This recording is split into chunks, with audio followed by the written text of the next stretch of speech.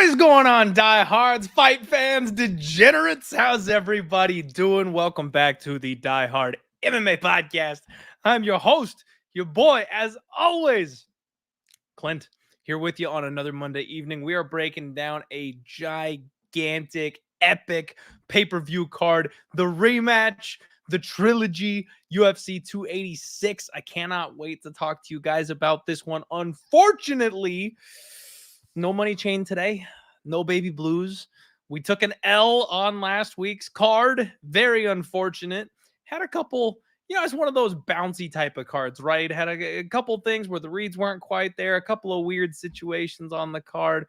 Kind of a bummer to take the L on that one. I'll be honest with you guys. Looking back at it, I was kind of recapping it and took a loss on Gravely at dog odds. I felt like he won rounds 1 and 3, split decision. Had the dog when it goes to split. I like that spot anytime I can get it. I don't regret that bet. I thought he won the fight. I'm okay with that one. The Dumas bet, I mean, pretty bad. Like when you look at the way the fight played out, pretty bad. Obviously not at all what I was expecting going into that one and making it the biggest bet that I had on the card. That wasn't great, but I beat the line move by $1. And that was really the whole point behind the bet that I made. It was a gamble. It was risky. I was like, I know this line is wrong. It's off. I'm going to hit it. I'm going to hit it hard and hope for the best. The best did not happen. There was an opportunity to like hedge or arb out of that one and lock up some free money because we beat such a drastic line movement. And I can't seem to do that right. Every time I take the hedge out, my fighter just wins and I cost myself money. And every time I diamond hands it and hang on for dear life, they lose. I don't know what the deal is with that, but hedging and arbing out on beat line moves, I just don't seem to be able to do that right. And then let's just not talk about Romanov, shall we? The elephant that showed up at weigh-ins instead of my guy Romanov. Whew, that was not the man I had intended to bet on. But we closed the night out with Marab taking out Piotr Yan. I feel pretty good about that one. Broke that one down pretty well. Lets me know at least the old ticker is still working okay. Hope everybody is doing well on a Monday evening. We got Joe in the chat. Nigel Lee, what's up, buddy? Thank you very much. The profile picture or the thumbnail for this video, I'm going to have to update it later. Your boy's been out of town all weekend. I ran off, took my family to California to go see the beach, and so have not been able to do any of my usual editing, so you're just going to have to deal with Angel Clint here, I guess, for the thumbnail until I get that fixed up. We've got Gray in the chat. Rex Lee, I'm going to do my Paige Van Zandt kiss card sale here in a week or two. Mushroom, Grateful Dude. We got everybody in the house. JSG, we've got Zayd, Air Dog, Goalie, Z. We got Z Goalie. Sorry about that. I said that backwards. And then we've got Georgie. We've got Adam. How is everybody doing? Razor Sharp Picks, my guy. Everybody, I just, real quick before we get into the show, everybody just be nice to Razor today. It looks like Aaron Rodgers is going to be wearing a Jets uniform. I couldn't be happier about it. Sorry, Razor. Got to give you shit, buddy. You know I love you. All right, everybody, let's get back on track here. UFC 286. I've rambled far long enough. My poor guest is sitting backstage just waiting for me to intro him. You guys know the deal. I bring out the big guns. And if it's UFC London, who else could we possibly have on the show but Lucrative MMA, my guy. James, how you doing this evening, my man? Hello, Clint. I'm doing well, brother. You're exactly right. It's UFC London. You had to bring in the full-fledged Londoner. And I'm hoping to make some money on this card like I do every single week. And like I do every single week on my own YouTube channel, I'm hoping to not only give picks, predictions, money, but also philosophy behind gambling and how to actually make money on this sport. Something I like doing very much. So yeah, man, thanks for bringing me on. My pleasure, man. Thank you for carving time out of your day to spend it with us here on the podcast. And, those of you who watch the show regularly know James, and he comes around from time to time and shares his knowledge with us. But if those of you who are potentially new to the podcast or haven't seen James work before, maybe one of the single sharpest MMA bettors in the entire space, not just those of who come on my show or my guests, but one of the sharpest to ever play the game. So make sure you give him a follow on socials. Check out all the stuff that he's putting out there. Lots of free content, and I try to learn from him every time he comes on the show. So we definitely appreciate the time, my guy. How'd you end up doing last week?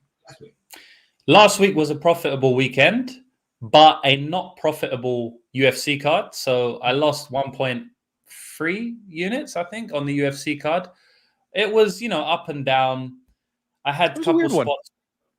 Yeah, it was up and down. There was a few spots where I felt like they should have cashed. A couple of bad bets I had. I bet on Alexander Volkov, which was a good bet. He won it too early, though, because I also bet on his round 2 and round 3 prop. And obviously, he just went out there and, steamrolled him in round 1. But I still cashed on that. What else did I have?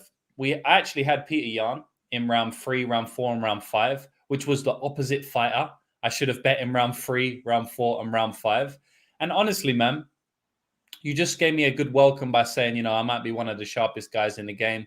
I appreciate that. But we have to take a step back and actually say, you may have picked one of the sharpest picks of the entire year. I think Merab Dvalishvili at plus 200 will go down as the bet of the year. I'm going to say it now. It was a complete rout. Piotr never looked like he had any chance in the fight, and you got a plus 200. So honestly, man, that could go down as one of the best bets of the whole year. And what happened was on Bellator, we cashed on Bellator more than we lost on the UFC. So we happened to have another winning weekend, which is good. We're at about 45 units of profit with about a 30% ROI in 2023 so far. So just hoping to push on, crack that 100 unit year like I always aim for every single year. And I'm actually feeling pretty good about this card. So we'll see. There you go. Well, first off, thank you very much for the compliment, my friend. That means more so than usual coming from a guy like yourself. And I'm glad to hear you had a winning week. I took a little baby step backwards. Felt good coming into last week. We were up 19 units on the year.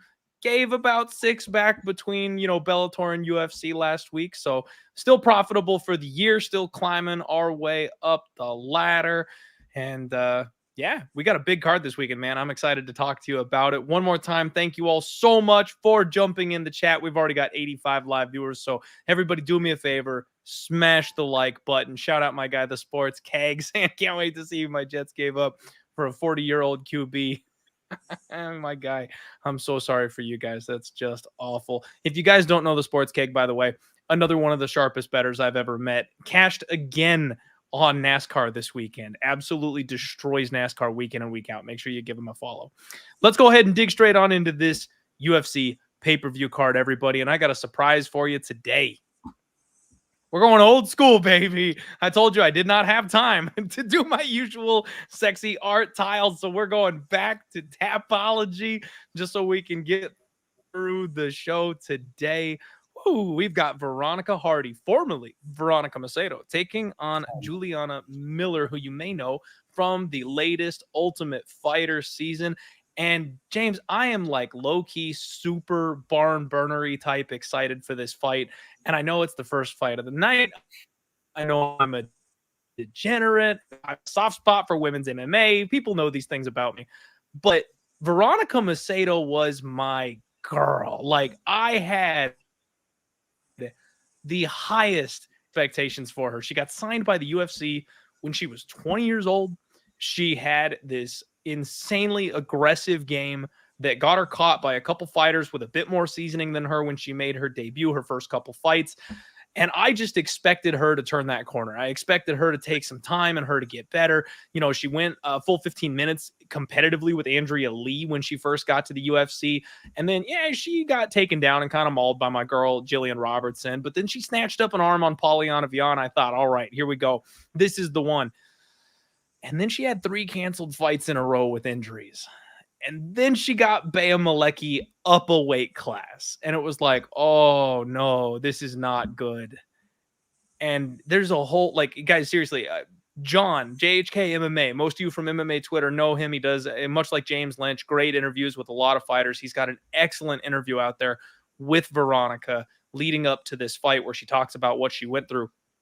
long time, like lingering concussion problems and issues. Her body was so out of whack. The reason she accepted that fight up at 135 was because she had to pull out of multiple fights and was like struggling to shed the weight because of all the physical problems she was having. It's just like an insane story of what happened to her. And young and dumb and a fighter wanting to get back in there, she took a fight up a weight class where she took a beating. It wasn't a good situation for her, but she's hit the reset button. She's been gone for 3 years. She married Dan Hardy, which good on you, Dan Hardy. That's a win in the books as far as I'm concerned right there. But I'm very curious to see what we get back from Veronica Macedo here. I am a huge fan of hers. And like I said, I like the extremely aggressive skill set. 3 years off, a young fighter like that, there's a lot of things that could be different from what we saw. But she, going based off of what we've seen previously, her size was always kind of the problem. She gets a little bullied. She's a little small for the weight class. She's going back down to 125 in this spot, thankfully. But she's a BJJ black belt. She's pretty light on her feet. She circles the cage pretty well. She explodes into basically everything. She has a nice blast double on her. She causes scrambles from bottom that allows her to like roll and get back up to her feet. And I like her escape game when it comes to being on bottom. Juliana Miller, 3-1, not a whole lot of experience under her belt at this point.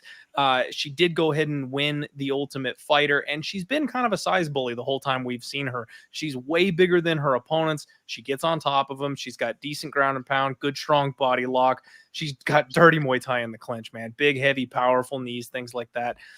It's hard not to like what we've seen from Juliana Miller, but the experience is something that's just not quite there yet for her. And this line, I mean, I know everyone is super down on Veronica Macedo, but I feel like we were getting like a 50 or a 60% version of Veronica Macedo when we had seen her previously.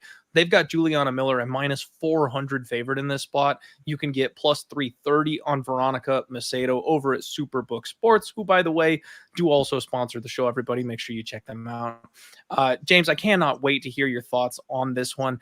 I feel like this line is just way too wide, if not for, obviously the questions of, is Veronica truly recovered? Is she coming back for the right reasons? She's doing a lot of broadcasting. Does she even care about, continuing her fighting career? Is this like, prove it to myself one last time before I hang it up? Those are all questions that we obviously can't put a number on. But if we're looking for skills, sometimes Veronica Miller makes some really bad choices grappling. And we have seen how quick Macedo can snatch things. I may be interested in a sprinkle on Veronica Macedo by sub when those props come out a little bit later in the week. And betting-wise, it would be dog or pass for me. I mean, I think I kind of have to pick Juliana Miller just for recent form. But like I said, you're getting the more experienced fighter who seems to be getting back on track at this point. I don't know that I can actually talk myself into a bet on Veronica by Saturday, but I might try. What are you doing here, man? Yeah, I don't have as many good things to say about Veronica Macedo as you do. You said Veronica Macedo is your girl, but she's no longer your girl. She's Dan Hardy's girl. And I think if you put money on her this weekend, she's going to be even less of your girl, because I think she's getting finished, man. I think Juliana Miller is going to come in there and show her a new level of MMA, show her what it means to be grinding in and out every single day at the gym, show her what it means to be inactive for 2/3 years. Macedo was getting dominated on the ground at the best of times, when she was fighting in the UFC regularly. Now she's been away for 3 years.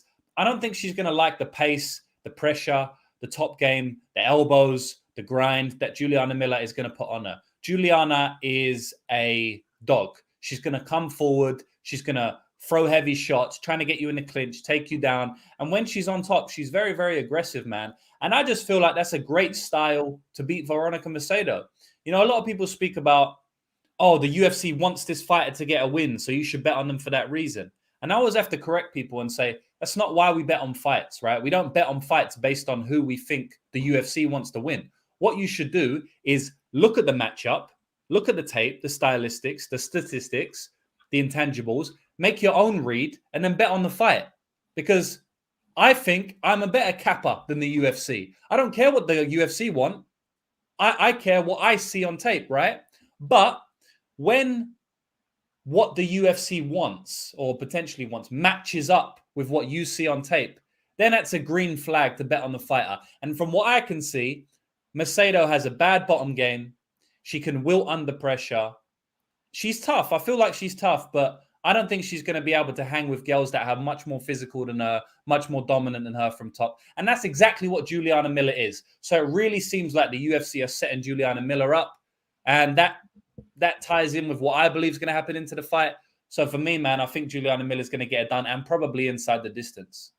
You know, that was actually something that I was going to talk about after it circled back around was I think this is a great violence bet spot, man, because with all the questions on Veronica Macedo and with how hyper aggressive she is, with how much we've seen Juliana Miller be able to bully fighters and that top pressure, the offense, I do think this is a great violence spot for the first fight of the night, no matter which way it goes. I'd be looking at maybe an under, especially if we can get a 2.5 and some plus money on it. Yeah, I'll be looking at those props too. I'm not sure how I'm going to play it. Maybe Miller inside the distance, maybe under. But, I'll look at the props. I'll see if they give me a good line, and then I'll decide. Okay. I don't mind it whatsoever. My guy Bufo asking, is the OnlyFans fade still a thing? Because I'm very much subscribed to Juliana's account. Man, I think the OnlyFans fade is still a thing. The problem is it's eventually it's getting to the point where there's so many of them, you just can't fade them all. So I'm not sure if that's the case. May I point out, there may be a caveat to the OnlyFans fade, because I've heard you speak about it before. I feel like this is just, I don't know, man. I don't subscribe to OnlyFans or anything. I don't promote those things there, right? But what I will say is that if they're showing their body on OnlyFans and not focused on fighting, you fade the hell out of that. Now, if they're posting fighting content on their OnlyFans, which they do often, right? Like Brian Ortega has an OnlyFans. I don't think Brian Ortega is showing off his body, right? I might be wrong, but I don't think he is.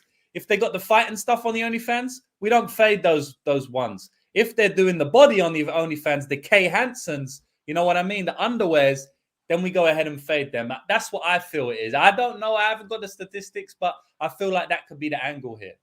We're gonna have to do some research and iron this thing out, man, because the OnlyFans research purposes, it's a tax write-off at this point. It could be the best betting angle in mixed martial arts if we can just iron out those kinds of details. So you bring an excellent point to the table.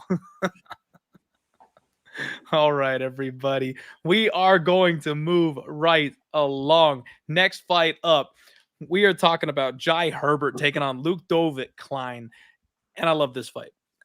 So as you guys know, Jai Herbert is a training partner. He's a guy that works a lot with Leon Edwards, who is headlining the card. One of the hometown guys. They've worked real hard to give him, some decent matches.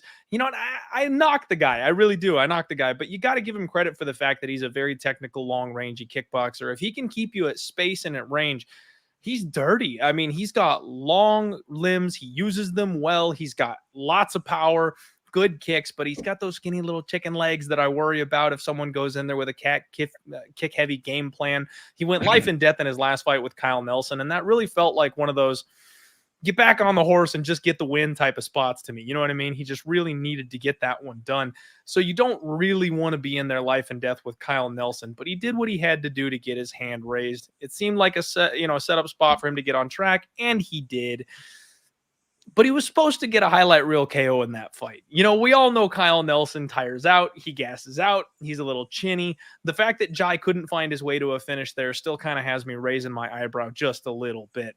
Now, Ludovit Klein, he's 19-5 and ruined everybody's night when he upset Mason Jones, and myself included. I did not see him coming through against Mason Jones that night, James.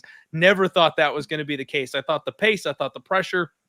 He's a human cinder block. He's one of these little, physical muscle guys.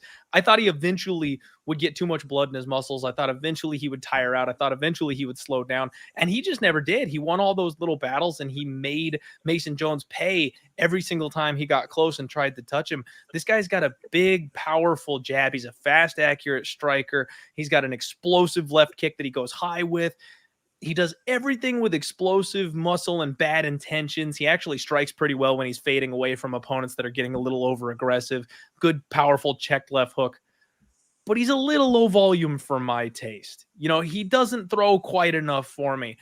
I want to fade the hell out of Jai Herbert's chin. This is a guy who's got durability issues, in my opinion. Every time he well, not every time, but he goes up against these high-powered caliber strikers, and he can get bonked, he can get shut down. That kind of seems like something Ludovit Klein can do in this spot. But I also worry a little bit about Jai Herbert coming in with that stay on the outside technical game plan, because if he can keep the range here in this spot, all of a sudden this becomes a much more interesting fight where he can control the space and can control the distance. And someone who's small and powerful and explosive like Klein might have a hard time closing that gap and landing that power shot that closes the show. I would be remiss if I didn't mention Ludovit Klein does also have some decent wrestling that he showed off in his last couple of fights. Got to wonder how effective that will be against a guy like Jai, but it's there. It bears mentioning. He can pin him up against the cage and slow things down, close the distance that way. I lean with the favorite here. Ludovit Klein minus 160 looks like the way I probably would look. But man, James, I don't know if I'm confident enough in that to actually put my money on it. That's just the way I'm looking here. How about you? Yeah, so this is another one that I kind of want to let my thoughts marinate a bit. Maybe look at some more tape towards the end of the week. That's how I usually attack these things. Wait till prop odds are fully released and stuff like that. But just breaking the fight down, I feel like it's really hard to do that because obviously Jai Herbert fought a completely different game than we've seen in any of his previous fights, coming off that Topuria knockout. I think it was the Topuria knockout. It may have been the Moicano one. I can't remember. But anyway, his last fight, he didn't fight as he usually does, right? He was very tentative. He was low volume. He was getting beat up a little bit in the first round. It's just like hard for me to predict how he's going to come back in this fight. If he does fight the way he usually does, then I definitely think this fight could be closer than the odds suggest. I feel like it could be, close to a pick and fight. I think Jai is very clean on the feet. I think he's got very good boxing. Even in the pocket, he's got decent boxing, although he does like to keep it long range. It's just that he can be wobbled. His chin potentially isn't the best.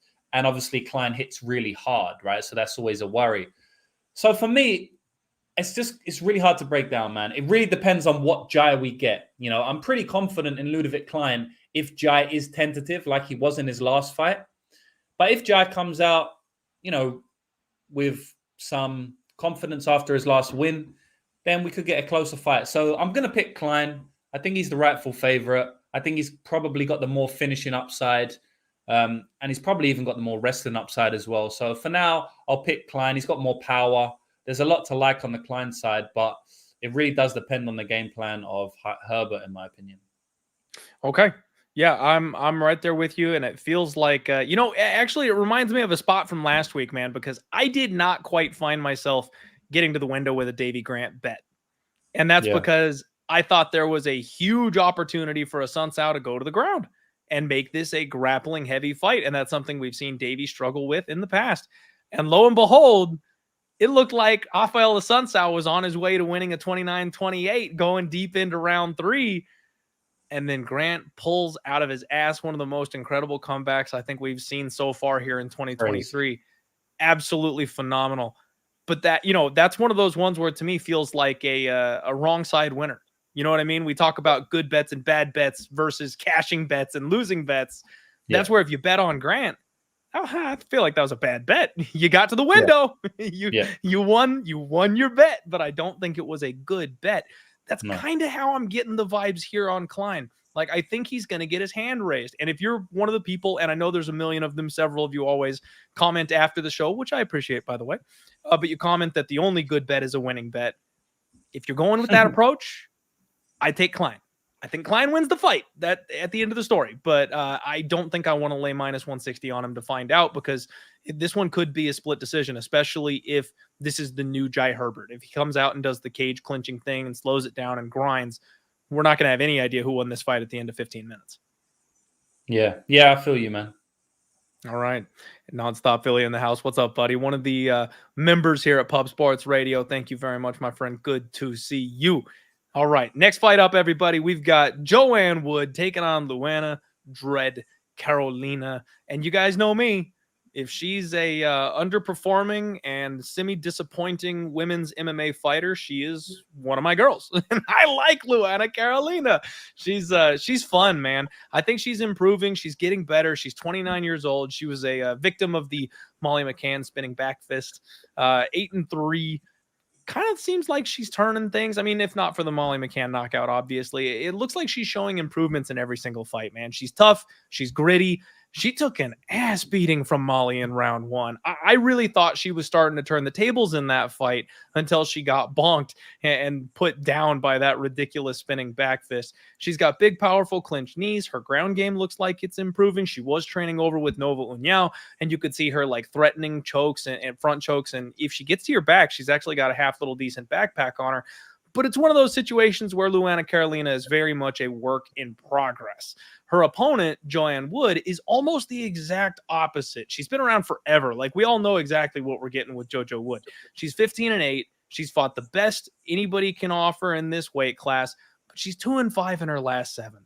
Man, her only wins were that split decision over Lee, and then she beat Jessica Ai, which, you know, everybody in this day and age is beating Jessica Ai. 3 of those last 4 losses have all been by finish, by submission, actually. Now, granted, it's been to a stellar level of competition. We have to give her that. But, man, her last fight, James, I'll be honest with you, she just didn't look right to me. No.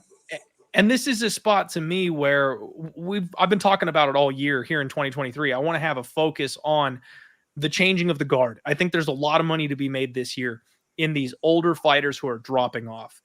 And it really feels like JoJo's just showing up for a paycheck at this point. It feels like JoJo has lost that competitive edge, and it's time to hang it up, and she's just not ready to admit that yet. And in her last fight, she looked off. She didn't look herself, and then she got finished. I can't knock it too badly because, again, you know, against Grosso, the current seated champion, I like JoJo's game. I like how aggressive she is. She moves forward. She's got good, powerful clinch knees. She has slick knees and elbows in the clinch. She makes people pay in that area. But, man, she's got 59% takedown defense, which isn't great. And the fact that she's given up so many subs recently, I actually feel like that's a half-decent path for a fighter in Luana Carolina who is improving in that area of her game where it seems like Joe has stagnated and or is headed backwards. This is a dog or pass spot for me. I can't fathom laying -170 on JoJo Calderwood. I feel like Luana Carolina could come into this fight and go ahead and get it done, whether it be by split decision and having a close back and forth competitive type of fight, or even if she takes her down and chokes her out like the last couple of her opponents have. I think Carolina by sub might be a sneaky look this week, and I'd be betting the dog if anything. James, what do you think?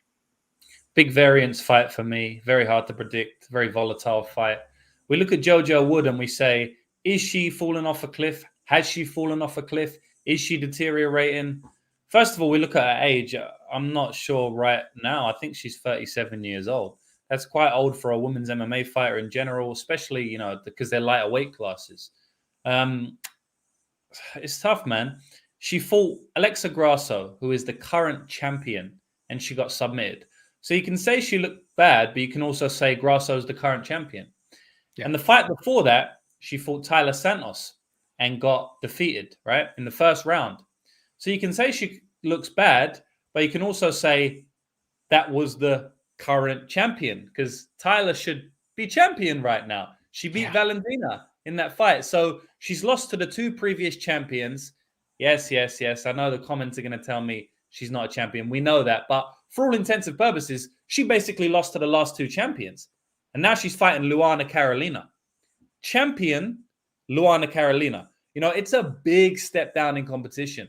So we can say she's deteriorating, she's falling off a cliff, but she's taken a massive step down in competition. Do you remember when Dan Hooker was retiring, deteriorating, falling off a cliff? But then he took a massive step down in competition versus, can't even remember that dude's name. Beat Dan the brakes off Nasrat Haqparast is what he did. No, yeah, he did that. That's another good example. But his last fight, where he finished that dude in round 2, the exact same thing. He, you know, the same thing. He took a step down in competition, and he ended up winning that fight. So it's tough, man, because I do think that she is deteriorating. But has she deteriorated enough to where she doesn't beat Luana Carolina? That's what it is. Claudio Pules, people are saying. That's what I say a lot of times when these fighters go off a cliff. So the cliff's here, right? And JoJo's on top of the cliff in her prime, not the top of the cliff, the MMA cliff, but the top of the JoJo cliff, right? This is her at her prime. And then she's falling off the cliff. We know that, right? But Carolina was never at the top of the cliff at all. Carolina's around here somewhere. So has she fallen past Carolina on the cliff, or is she just above her? Or is she here and it's going to be a split decision? I don't know, right? That's the cliff analogy. So I guess long story short, I feel like this is a close fight, volatile fight. We don't know how bad JoJo has got. I do think Carolina is not as bad as maybe some people think she is. I think this has big potential to be a close fight. And for that reason, I have to side with a dog. I don't know if I'm ballsy enough to put my money on it. That's that's a very tough thing to do in this type of fight. But obviously, she is a decent sized underdog. People are playing JoJo. We'll see how it goes. At this point, it's easy to just pass, like I always say, and like you say as well, like we both say, as gamblers, we don't need to bet on every single fight. That's what the sports books do. Yeah, that's what the sports books do, not us. We don't have to bet on every single fight. So maybe I'll pass, but if I don't, you'll probably see me with a bet on Carolina. So that's my prediction. Well, I'm glad we're lining up so far, James. I feel the exact same way. The point of the show, everybody, is to give you as much information as we can, give you our reads, whether or not we actually pull the trigger on a bet. And I have not bet this one. So I'm leaning towards the underdog. If anything, I might get there with that sub prop if the number is good enough, because I do think that is a clear, sneaky path to victory for Luana Carolina. But as of right now, it's a pass. I'll pick the dog. It'll make me sad to see JoJo go when she does, because she's been a long time one of my favorites, and it's coming. It's just, is it this fight? Is it the next one? Because she could win this one and then get a step back up in competition and get smoked. We've seen that happen before. All right. We got 162 live viewers. Thank you all for hanging out here at the Die Hard MMA podcast. Do us a favor. Hit the like button. Follow my guy, Lucrative MMA, on all social media platforms. And let's get into this next fight. We've got Jake Hadley making his glorious return to the cage, and he's taking on none other than Malcolm Gordon.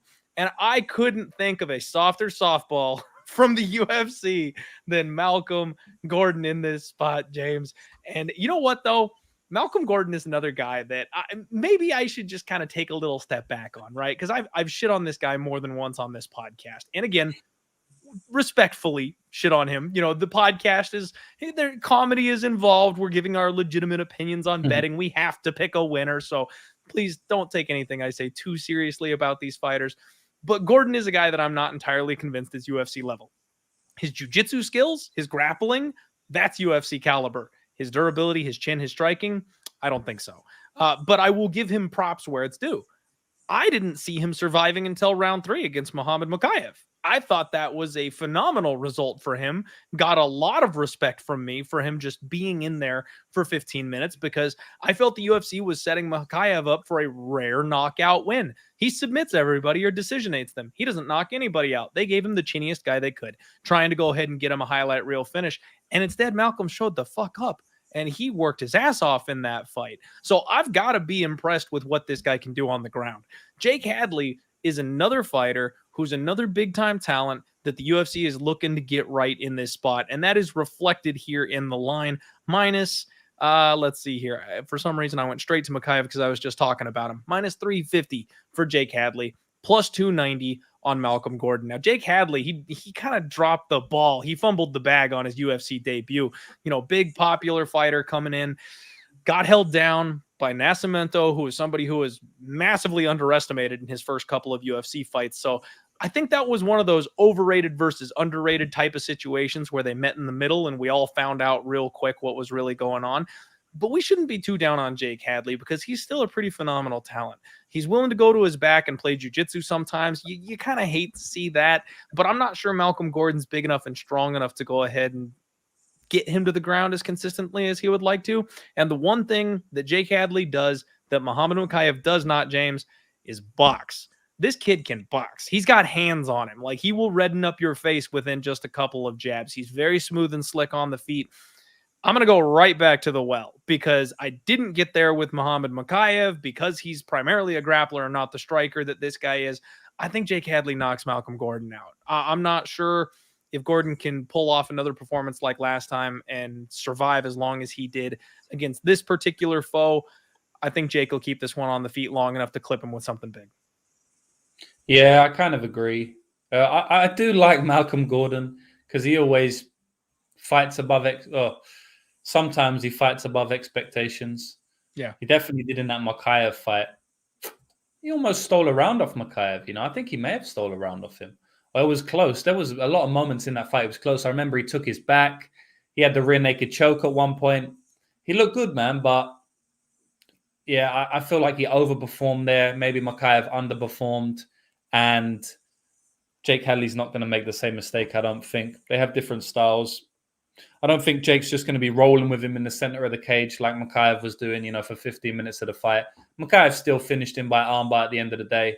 You know, there's type of fighters where they always find a way to win, no matter who they are. You know, like somehow they're just special fighters.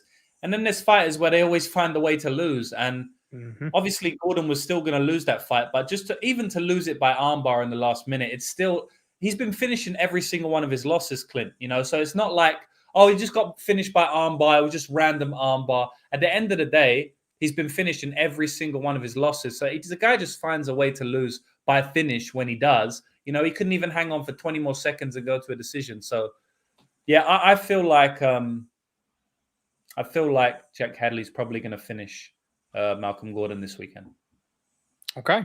You and I are in the same boat on that one. And I guess we'll just leave it at that. We can go ahead and move on because there's plenty of other fights for us to talk about that aren't minus 350 price tags. Next up, we have got the first Chris Duncan on the card. James, I put out a tweet and I cannot believe the UFC actually booked Chris Duncan and Christian Duncan on the same fight card. Like they're just trying to mess with everybody at this point. But he's taken on Dusko Todorovic. And I don't know what it is with these pay-per-view fights, James. Maybe it's just this one. But they seem to just be piling up these guys that I don't like on the same card. I mean, Dusko is 12-3. He's 3-3 in his last 6 here in the UFC. And his wins are, ready for this? Maki Pitolo, Jordan Wright, and Daquan Townsend.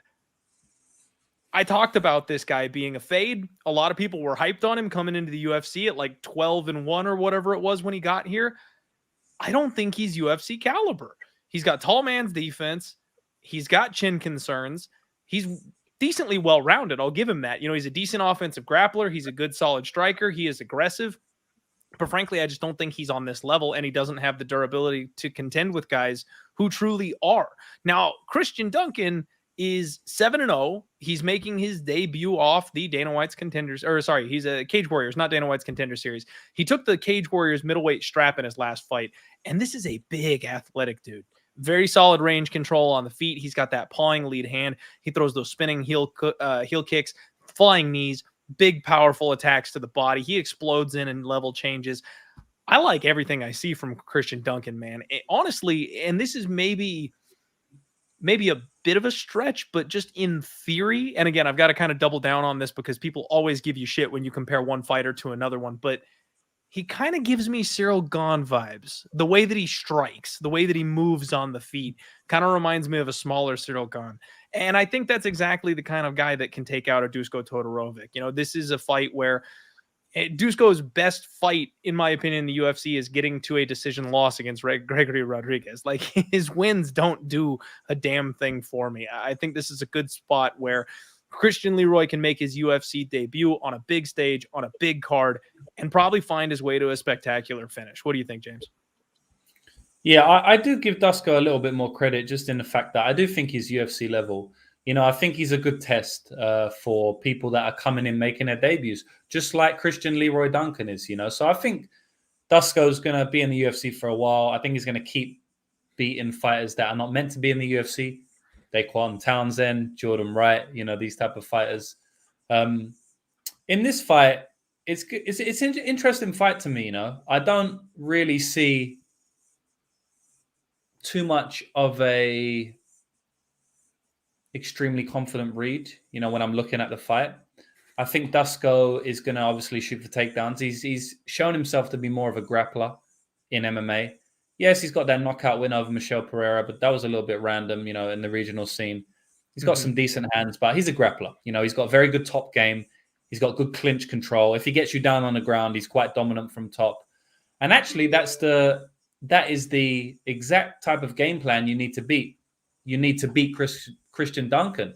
You know, I had a lot of fun when I was taping Christian Duncan for this fight. His tape is very fun. You know, he doesn't go to decision often. Most of his finishes have been inside the distance. Cage Warriors middleweight champion. He also defended the belt. He's got flying knees, spinning back kicks. Very dynamic, switches stances all the time. I know what you mean about Cyril Gane. I don't think he's as fluid as Cyril Gane. He looks a little bit more stiff when he does things. You know, like he doesn't have as much experience in the striking. But he has a lot of experience in MMA, man. I know you look at him and you go, he's 6-7-0, whatever he is, but he's got about 25 amateur fights. You know, I don't know his exact record, but he has a lot of amateur fights, man. So this is a guy that fought IMAF all over the world, you know, the biggest MMA amateur organization. Something that Mokaev also came in off. You know, he had like 26 amateur fights. Very similar to Duncan here. So although you might think, oh, Dusko's got more experience, he does in the UFC, but not in MMA, man. Christian's got a long list of experience in MMA. So I feel like Christian's the much better striker. But I also, you know, I feel like he's the more dangerous striker, I should say. I don't think he's so much better in terms of technique and, you know, how fluid they are. But he's way more dangerous. He's a lot more unpredictable. And I think he has heavy power, man. I think he has real power. I mean, the only guy he didn't finish was that Will Curry, right? And you go back and watch that fight. I mean, that was... he finished him in the first fight, but it was one of the worst stoppages I've ever seen. I think it went viral at the time. And then in the rematch, I mean, the guy's just so tough, you know. He's smashing him. And Will Curry, one of the toughest guys. And honestly, Will Curry is potentially going to be in the UFC at some point as well. He's a good fighter, man, and he can definitely develop. 9-2. But I guess what I'm trying to say, you know, when I break the fight down and when I look at it and when I make a prediction on what's going to happen, I do believe that Duncan's going to be taken down like most of his fights. I do think that he's going to be threatened from top position like most of his fights. And it really comes down to what level Duncan is, because I feel if he's on the level I think he is, I think he's going to get back up to his feet, and I think he's going to hurt Todorovic in rounds 2 or round 3. I think round 1 will be tough for him, like in a lot of his fights, but I think Dusko's going to be tired come round 2 or round 3, because it is hard to hold down someone as physical and athletic as Christian Leroy Duncan is. So I think round 2 and round 3, Dusko's going to be tired. His shot's going to be a little bit labored. And I think Duncan's going to get a highlight reel knockout, man. That's my prediction right now. But I really do think it's a good test for him. And at the money line, I wouldn't be laying Duncan. If anything, I'd maybe look for a prep or something, or even look for a Todorovic play, because I really do think the money line's, you know, starting to get a little bit out of hand. But I'm going to pick Duncan. I'm going to pick him by knockout. And I think it's going to be an exciting fight. Completely agree. And I keep forgetting I'm using Tapology again tonight like a hobo. I don't have my sweet money line, picks up here for you guys. Minus 190 right now is Christian Duncan on the money line. Plus 170 Dusko Todorovic. And I'm with you. I'm picking Duncan, and I think he wins the fight. And I am picking by knockout as well. But minus 190 seems a little bit steep. That's an inflated money line for a guy making his UFC debut, even with the additional experience, like you mentioned. I would like to see a number a little bit shorter than that before pulling the trigger on it. Yeah, I agree. All right. I want to acknowledge the chat here just a little bit. First off, Lonnie, my guy, making some money on the round 3 finish prop. I'm glad to hear you just played the round 3 finish, because I said in no world does Davey Grant ever submit Jafel Assunção. Now, I do talk about taking the extra couple of pluses for the knockout, because you could get like 11 or 12 to 1 on the round 3, but you could get like 14 or 15 to 1 on the round 3 knockout. And I was like, why would you ever need the sub? Well, MMA constantly teaches us that we know nothing about MMA. Creep, happy Monday to you as well, my friend. Thank you very much for tuning in and joining the show. My guy, Nonstop Philly, has a question for you, James. Will you be attending since it's in London? Since I emigrated out of London and currently live in New Zealand, I will not be taking the 25+ hour flight to London. But a lot of people I know go in. Actually, I got an offer for someone to go with, but yeah, I'm not flying all the way. So I live in New Zealand at the moment, brother. So I'm not making that one. Can't really blame you for that one. And Mushroom, as always, James is sharp as fuck. Bears repeating. My guy Liam picks fights in the chat. Thank you for hanging out as well, my friend. Another one of the regulars here on the show. We got a lot of regulars in the chat. We saw Wheezy pop in a little earlier. I'm sure we'll see a couple of our favorites bounce around here and there. All right, let's keep on rolling here. Next up, we've got Lerone Murphy taking on Gabriel Santos.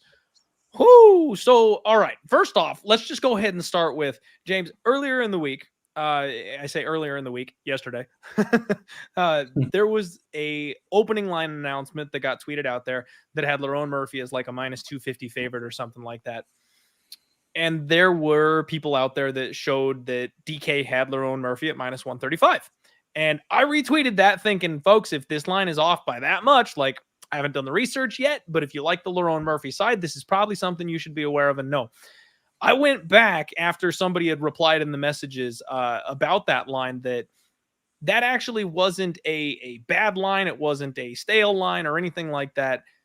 The opener for this line had Lerone Murphy at minus 275, and it was heavy steam on Santos that came in immediately and pushed that line down to nearly a pick'em. It seems like the line is working itself back the other direction right now on Superbook Sports. You can get minus 165 on Lerone Murphy, plus 145 on the comeback on Gabriel Santos. So it's one of those interesting situations where it wasn't a bad line where people were taking advantage necessarily of the market being in a wrong spot or a single book making a bad move. There may have actually been enough dog love to drive that line to where it was, which I found a little bit surprising. Now, I ran the tape on this one. Those of you who have watched this show know I'm a huge Lerone Murphy fan. I think this kid's a stud. He's an absolutely incredible athlete, 11-0-1, just an absolute monster. Well-rounded, very physical, one of my favorite prospects. He's one of these guys you can never count out. Like the Makwan Amirkhani fight, I went back and rewatched that one. Bro gave up 5 takedowns to Makwan in that first round. Did everything he could to get back up to his feet. Did everything right. Never settles for a bottom position. Always scrambles to a hip. Always works his way to the fence. Even if he gives up a bad position once or twice, he's got this insane ability to just explode out of things and get back up to his feet. Always puts the fight in a realm where he can win. And then he nuked Makwan with a knee, like feinted and timed the knee on the shot, like just very high level, intelligent work, adjustments in fight from a guy who can end the fight with one shot against anybody in the world. I love Lerone Murphy. I really do. His opponent, though, I think might be flying under the radar for some people. Gabriel Santos, 10-0, LFA flyweight champion. This guy's got that wide stalking Muay Thai stance, heavy on his feet. He storms into range.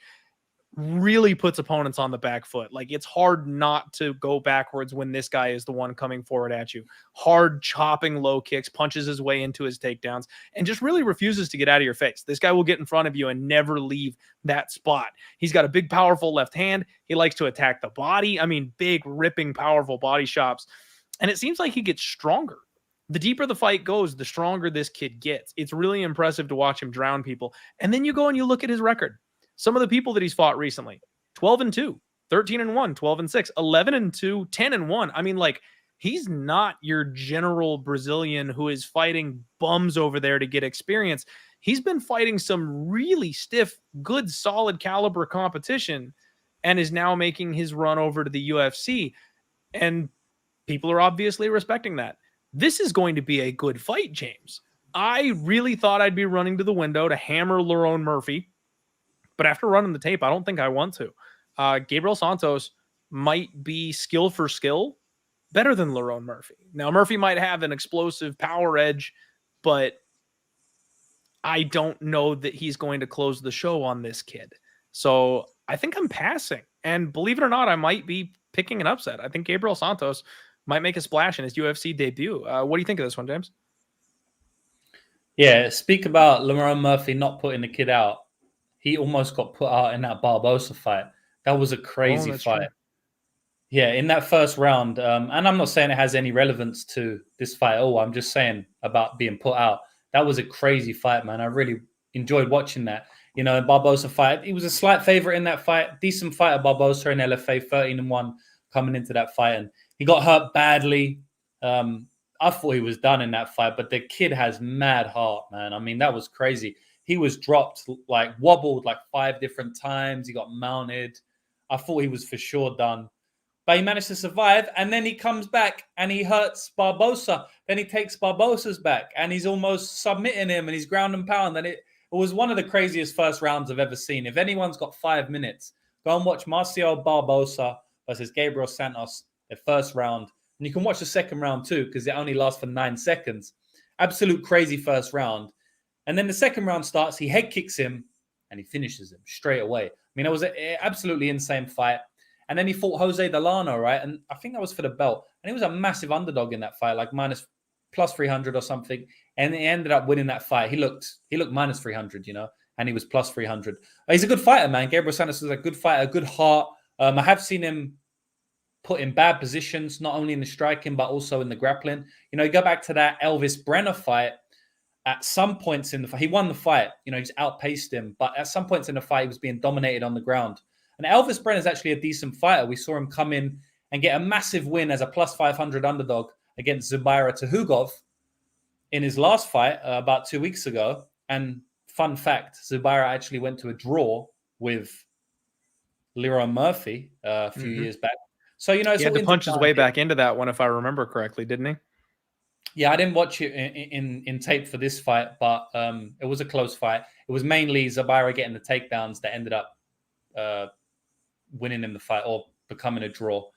But this fight's good, man. When I look at tape for both of these fighters, they're both very good fighters, right? They like to strike. I'd say Santos likes to grapple a lot more. Santos has really good BJJ. I think when you look at the tape for Santos, you'll think he's a striker. But honestly, I feel like he does his best work in his jiu-jitsu realm, you know, but he just doesn't push it as much as maybe I'd like to see. In this fight, I feel like he's got a good shot to win, man. The only thing is that, well, there's lots of things, but one of the big things is he's coming in on short notice for this fight.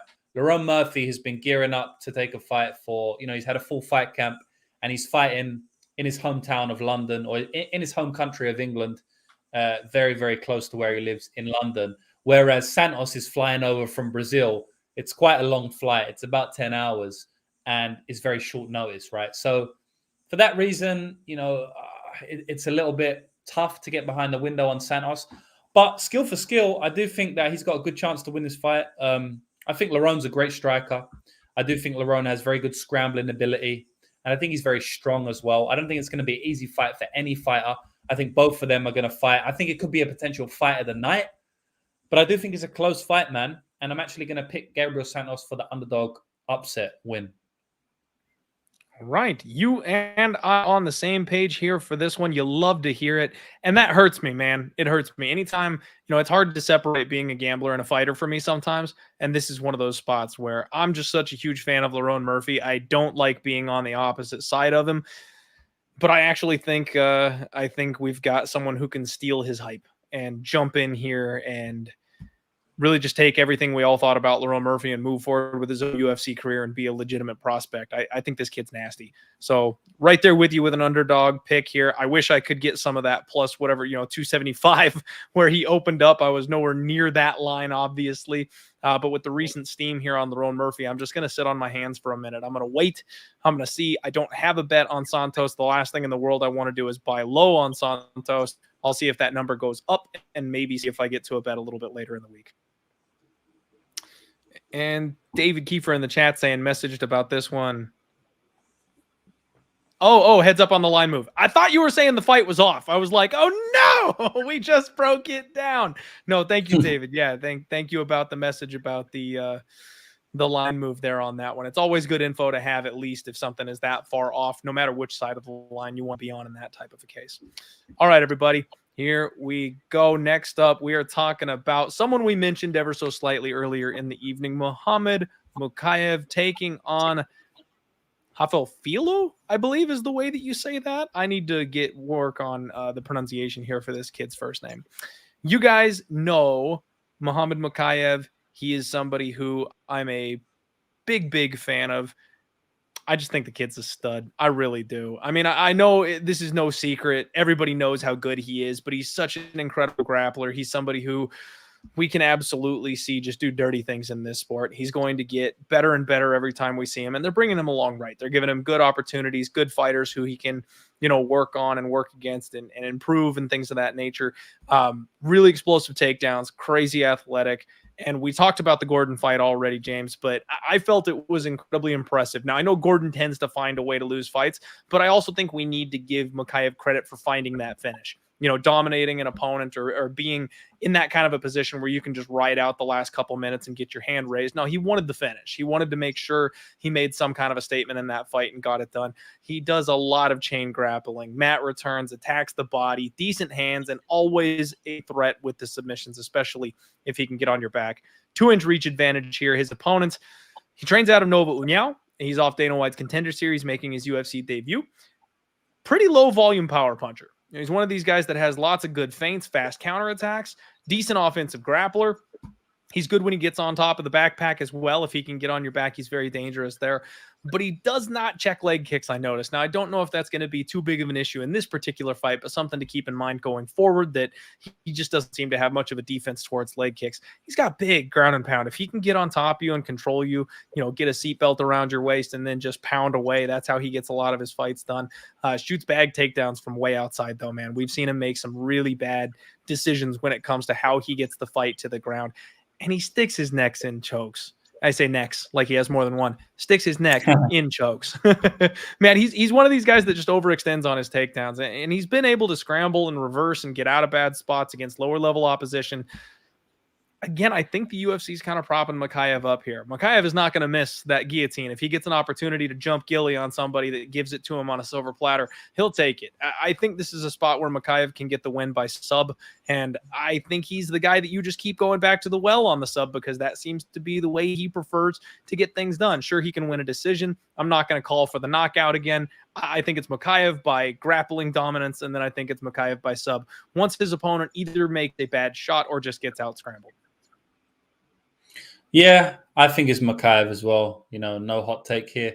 He's minus 800 or something like that last time I checked. I don't think that his opponent, Filho's, like a bad fighter, to be honest. I think he's pretty solid. He's pretty well-rounded. I just feel like the wrestling's going to be too much. So I've seen Filho lose against Bruno Correa. I've watched his 2 fights that he lost, right? Bruno Correa, Correa, I don't know how you say his name, but he's in the UFC right now. He basically got out-grappled for most of that fight. That's what lost him the fight. It was a close fight, definitely. They were both grappling each other, but he got out-wrestled in that fight. And that kind of is just a writing on the wall here. I've seen it once before, and I think Mokaev's a much better wrestler than Bruno. So I think Mokaev's going to be able to do it. And then in that other fight by Luan Mateus, he got rocked badly in round 2, basically gassed out from being beat up so badly, never recovered, got submitted in round 3. But I will say that his heart in that fight was amazing.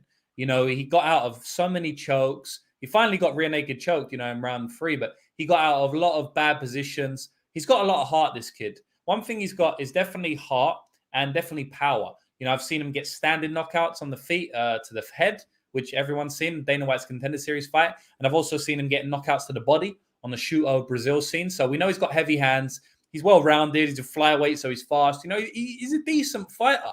I just seen too many holes in his wrestling that I can't pick him to win here. I think Mokaev's going to win. I don't know how he's going to get it done. I do think he's going to win via wrestling. All right. We can definitely agree on that point. And I think we're going to be saying that for years to come, because that seems to be what he's very good at. And I think that'll be a thing that we're going to be able to go back to a couple times. All right, everybody, it's that time. Everybody's favorite part of the show. Bear with me here, if you will. Make sure you check out Pub Sports Radio. We've got free contests every single week, free to sign up. Pick 'em contests here on the site, and they've got cash prizes at the top for anybody who does well enough to place in these types of contests. They're a lot of good fun. So support us, head on over to the website, sign up, and try to win some money. I think it's $100 up top if you take down each week's pick 'em contest. And I want to shout out No House Advantage. If you guys like prize picks, No House Advantage is very similar. They're going to be focusing on mixed martial arts coming up. You can use promo code DIEHARD for a 100% match on your initial deposit up to $100. And I will try to get a deal for you guys here for UFC 286. They always do like a free square. So we'll definitely try to work on that. Take a look at my socials if you need the link, stuff like that, because I can't post it here in the YouTube chat or the description without YouTube slapping us on the wrist. Next up, Spectation Sports, regional MMA shows. They've got some really awesome stuff. A lot of the fighters that you know of coming to you from some of these smaller promotions. It's good to get in there early. We also have promo code Die Hard for 25% off if you're going to sign up. Cage Titans is coming up. Attitude MMA is coming up. It's good to support the regional scene fighters and get the research going for when they eventually make it to the Contender Series or the UFC level. Finally, we have the Sharp app. Make sure you check them out. We've also got links to join the Discord. They've got awesome high-level reports as far as where the sharp and public action is going that you can tail or fade, and a free March Madness bracket. Hey, if you like basketball, I suck at basketball. I don't know shit, but you can win prizes with a free entry here. If you want to join the bracket, jump on over to sharpapp.com and jump in the Discord. All right, everybody. We are all set to go. Thank you very much. This is the Die Hard MMA podcast. I am joined by James from Lucrative MMA, and we are breaking down UFC 286. The next fight we are going to talk to you about is Sam Patterson taking on Yanal Ashmoz, something along those lines. And James, we have my first bet of the week coming up here on this fight. I am very excited about this one. Sam Patterson, 10-1-1, comes to us from Dana White's Contender Series. He won that fight by first round rear naked choke. Kid has got nasty subs on him. 9 out of his 10 wins come by finish. Kid is 29 years old, tall, lanky, long limbs, walks his opponents down, cuts the cage off well. He likes to keep his opponent at that kicking range with long strikes, good solid gas tank. Sometimes he'll jump the ghillie instead of defending takedowns. I've seen that before, but he does a real good job of working his way back up to his feet. Big, physical, strong type of kid. Doesn't seem to have a problem with going on his back and then working his way back to where he wants to be. He does well in the clinch. Digs for underhooks, nice foot sweep takedowns, tight chokes. He's a BJJ purple belt. He's got the ninja choke. He's got those long, skinny ass arms, so he can hit like high elbow guillotines and stuff like that people have a real hard time coming out of. His fight against Magomedov, if you go back and you watch that one, it's a big comeback win. He's got good takedown defense. He's got a great get-up game. He's got good submission defense. He got his back taken, hooks in, flattened out, managed to work his way back to the cage, get back up to the feet, and then found an opportunity to sink a choke in and ended the thing in round 2. Huge comeback win. Like, you love to see that kind of grit and durability from a kid and that kind of focus. Now, Yanal Ashmoz is 6-0. Making his UFC debut, coming to us from the PFL Challenger Series, which I find interesting. Not one of the usual feeders for the UFC, but from the PFL. He trains out of the K Dojo, where apparently there's a lot of Russian grapplers. So he's one of these new age Israeli fighters we've seen a lot of kind of popping up from time to time. They seem to me like the new wave of Georgians. You know, I really like the Georgian fighters. We're seeing them start to find success in the UFC. We saw Marab last weekend. The Israelis are next. They're taking over. Some of these new fighters from Israel seem to be really tough and durable, and I like what they bring to the table. They're mean. This guy's just like that. He's got a really big, muscly back on him, real strong body lock. He bites down on the mouthpiece, and he wings heavies. He's very dangerous when he's close in boxing range. He's got big kicks. He's got a fast head kick. He can whip that thing up there when you're not expecting it. And he never stops grinding. That's one of the things I really like about him. He was not a good fit for the PFL because, you know, they all go by the scoring criteria over there, right? Like, the only way you're going to score well and get into the PFL playoffs is round 1 finishes. This guy's never going to survive in the PFL because he wants to grind people's faces off. And unless he can break you and finish you later in the fight, he's just never going to get that round 1 finish. So it makes sense that he didn't stick with that organization. James, I plugged my nose and I took the stab, man. I'm on Ashmoz here as a big, fat, juicy underdog. Plus 240 is what I got on him. He's actually down to plus 230 right now on Superbook Sports, so that line has already moved just a little bit. Sam Patterson is a minus 270 favorite here in this spot. And frankly, I think this fight should be closer to a pick'em. I just think Ashmoz has a style that we have literally seen Patterson struggle with in the past before. If he does not get that comeback Hail Mary submission, I think he can just be grinded on from Yanal and lose a decision victory. I'm not sure he's going to break him and get a finish. I'd be picking Yanal Ashmoz by decision, but I think this fight is going to be very, very close at the end of the day, and I'll take the plus 240 shot on the dog in that circumstance. Talk to me, James. Let me know what you think about these guys and if you have a play. No play. Not really interested in much of a play either. I think the line's about right, honestly. I don't really see Ashmoz as a good fighter. I don't really know what he does well. I guess he grapples, but he can be taken down as well. And then Sam Patterson, he's good. He's got a lot more experience. He's got a much bigger frame. I mean, we got 6'3" against like a 5'9" or something here, 5'7", 5'9". So, I mean, this is going to be a massive, massive reach disadvantage for Ashmoz. And I just think it's too much of a step up too soon. Patterson's been around the game. He's fought hard opponents out in Brave. He's not coming in off like a terrible regional scene, like he fought some good opponents in Brave, in my opinion. And I just think this is going to be too big of a step up for Ashmoz at this point in his career. And I think Sam's going to win and probably finishes him, to be honest. Okay. Well, we got some disagreement here on that one. No big deal. When you take these big underdog, James, you know how that goes. You're holding your nose. He's a plus 240 for a reason. Hopefully he can come out and get some fighting here going for me, because I'm definitely looking for him to grind. I want that long, dragging type of fight. And just watch your neck, buddy. He doesn't have much of a neck, James. I think that's an advantage here when you've got a kid that goes for the guillotines and submissions. Keep those shoulders up, kid. That's what I'm looking for. I don't have a bet on it, man. So I'm going to be rooting for you, as always. Sam Patterson's been taken down before. He's been grinded out, not for a decision, but he's been grinded out for multiple minutes in a row. That's what this Ashmoz guy looks to do. So we'll see how it plays out. I'll be rooting for you. Unless I make a bet which opposes your bet, then I won't. But for now, I am. Hey, that's all fair, man. Just give me a heads up later in the week if you're rooting against me, because I need the vibes. Next up, everybody, we are talking about the other Chris Duncan taking on Omar Morales. Whew. And I'm struggling a little bit here with this fight, James. I really am, because I don't really like Chris Duncan, but I've also found myself on the opposite side of Omar Morales quite a bit. Chris Duncan, if you guys remember, so he's a 2-time Dana White's Contender Series fighter. And the first time he got starched by Slava, walked him straight into a power left hook, and he went down hard. His second time on the Contender Series, he was in a bad way, man. He was hurt. He was wobbled. He was backpedaling for his life, and then landed an absolute missile to end the fight and get the round 1 knockout. I don't know what to make of this guy. So he's 9-1. He's 29 years old, but I've seen him in bad spots. I've seen him pieced up. I've seen him wobbled. I've seen him hurt. I mean, he's got one move, and that's walk forward. Like, that's the only thing this guy does is move forward. He doubles up nicely on his jab. He throws spinning heel kicks every once in a while, but he tries to stay in boxing range, and he's got a big clubbing right hand. He looks sloppy to me when he throws his kicks. It's almost like it takes him off balance. Like, he just doesn't look natural or comfortable when he throws those kicks. But he's big, he's physical, and he's powerful. He's just a human wrecking ball. His opponent, on the other hand, Omar Morales, 11-3. He's 37 years old. And like I said, I've been on the opposite side of him a couple of times.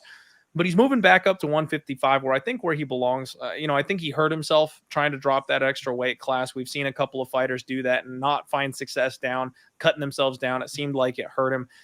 He's a strong kickboxer, but again, another lower volume type of guy. Really picks his shots. Hard leg kicks, heavy hands. He's got tight boxing when he does get into range. He level changes pretty good. He changes ranges pretty fluidly.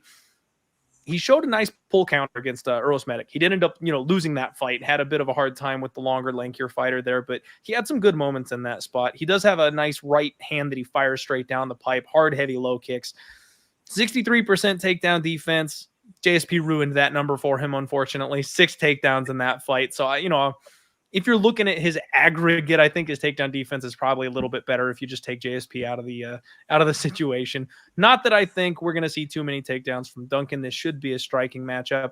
If anything, I think takedowns might actually come from Omar Morales. He may look to take this thing down to the ground. He's been known to do that from time to time. I talked about the changing of the guard, James. I don't want to lose money on these aging UFC veterans, guys that have taken a lot of damage, guys that have had a lot of wear and tear on them. But I got to lean with Omar Morales on this spot. He's a minus 115 favorite. His opponent, Duncan, is minus 105. I just don't think Duncan is very good, quite frankly. It looks like that strength, that power, that explosivity, it'll carry him over certain guys. I think this is a massive step up in competition. And it kind of like we talked about earlier with the JoJo fight, right? Like, has Morales fallen so far that now he can be beaten by Duncan? That's kind of the question here for me. And if he hasn't fallen that far, I kind of think he gets pieced up here by a much better and more seasoned striker. Yeah. Volatile fight. Again. Another volatile fight for me.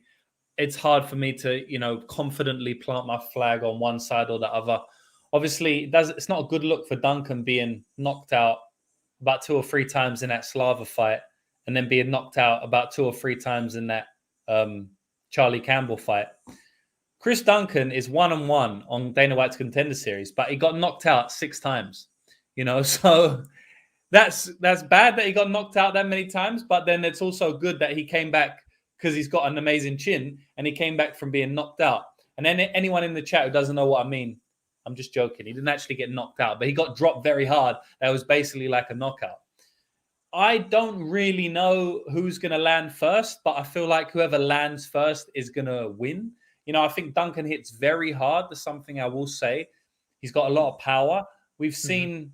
I was actually quite surprised that Uros Medic beat Omar Morales. I didn't think he was going to do that. And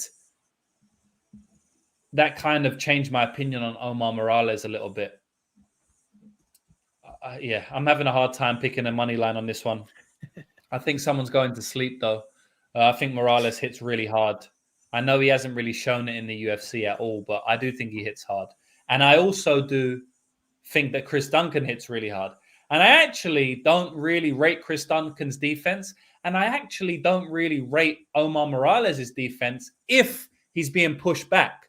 So when you throw all of that into the pot, I think someone's getting slept in this fight, Clint. I'm not exactly sure who it's going to be yet. I'm going to do some more tape study. I'm going to let my thoughts marinate. I'm going to speak to the people in my syndicate. We're going to speak about the fights as we always do every single week. I'm going to come to a conclusion on who's going to get slept, because I do think someone is getting slept. But I'll leave it at that for now. I like it. Hey, we always say violence is the answer in MMA. I definitely think that's a good way to look at this fight rather than necessarily picking a side. I do think somebody's going to sleep. Be curious to see what the number drops at for this total when it does, because, I think violence is definitely on the table. I don't know that Chris Duncan knows any other way to fight, and whether or not Omar Morales is controlling the fight or being the savvy fighter that he can be and maybe picking and choosing his spots, I think Duncan will force him into a firefight, and that'll get one of these guys out of there one way or the other. So I'm with you there, James. I like under. It doesn't go the distance. I'm going to lean on the Omar Morales side personally. Is there any lines out at the moment? I know Best Fighter is saying minus 200 for under 2.5. What about Superbook? Do they have a line on the totals yet? Unfortunately not. Superbook doesn't drop the totals usually until Wednesday or Thursday. So I would only be able to go off of what Best Fight Odds is telling us at this point too. Yeah, minus 200 on the under 2.5 apparently. I don't think it's that bad, but we'll have to wait for lines to be released market-wide. We don't know if that's going to get steamed or bet down or whatever, so we'll see. I'm pretty sure they'd move that to a 1.5, right? If the under's chalked up to 2.5, they'll probably open it at a 1.5 and have it a slight favorite to one or the other. Would you play a 1.5? I feel like this might very well be a 1-round fight.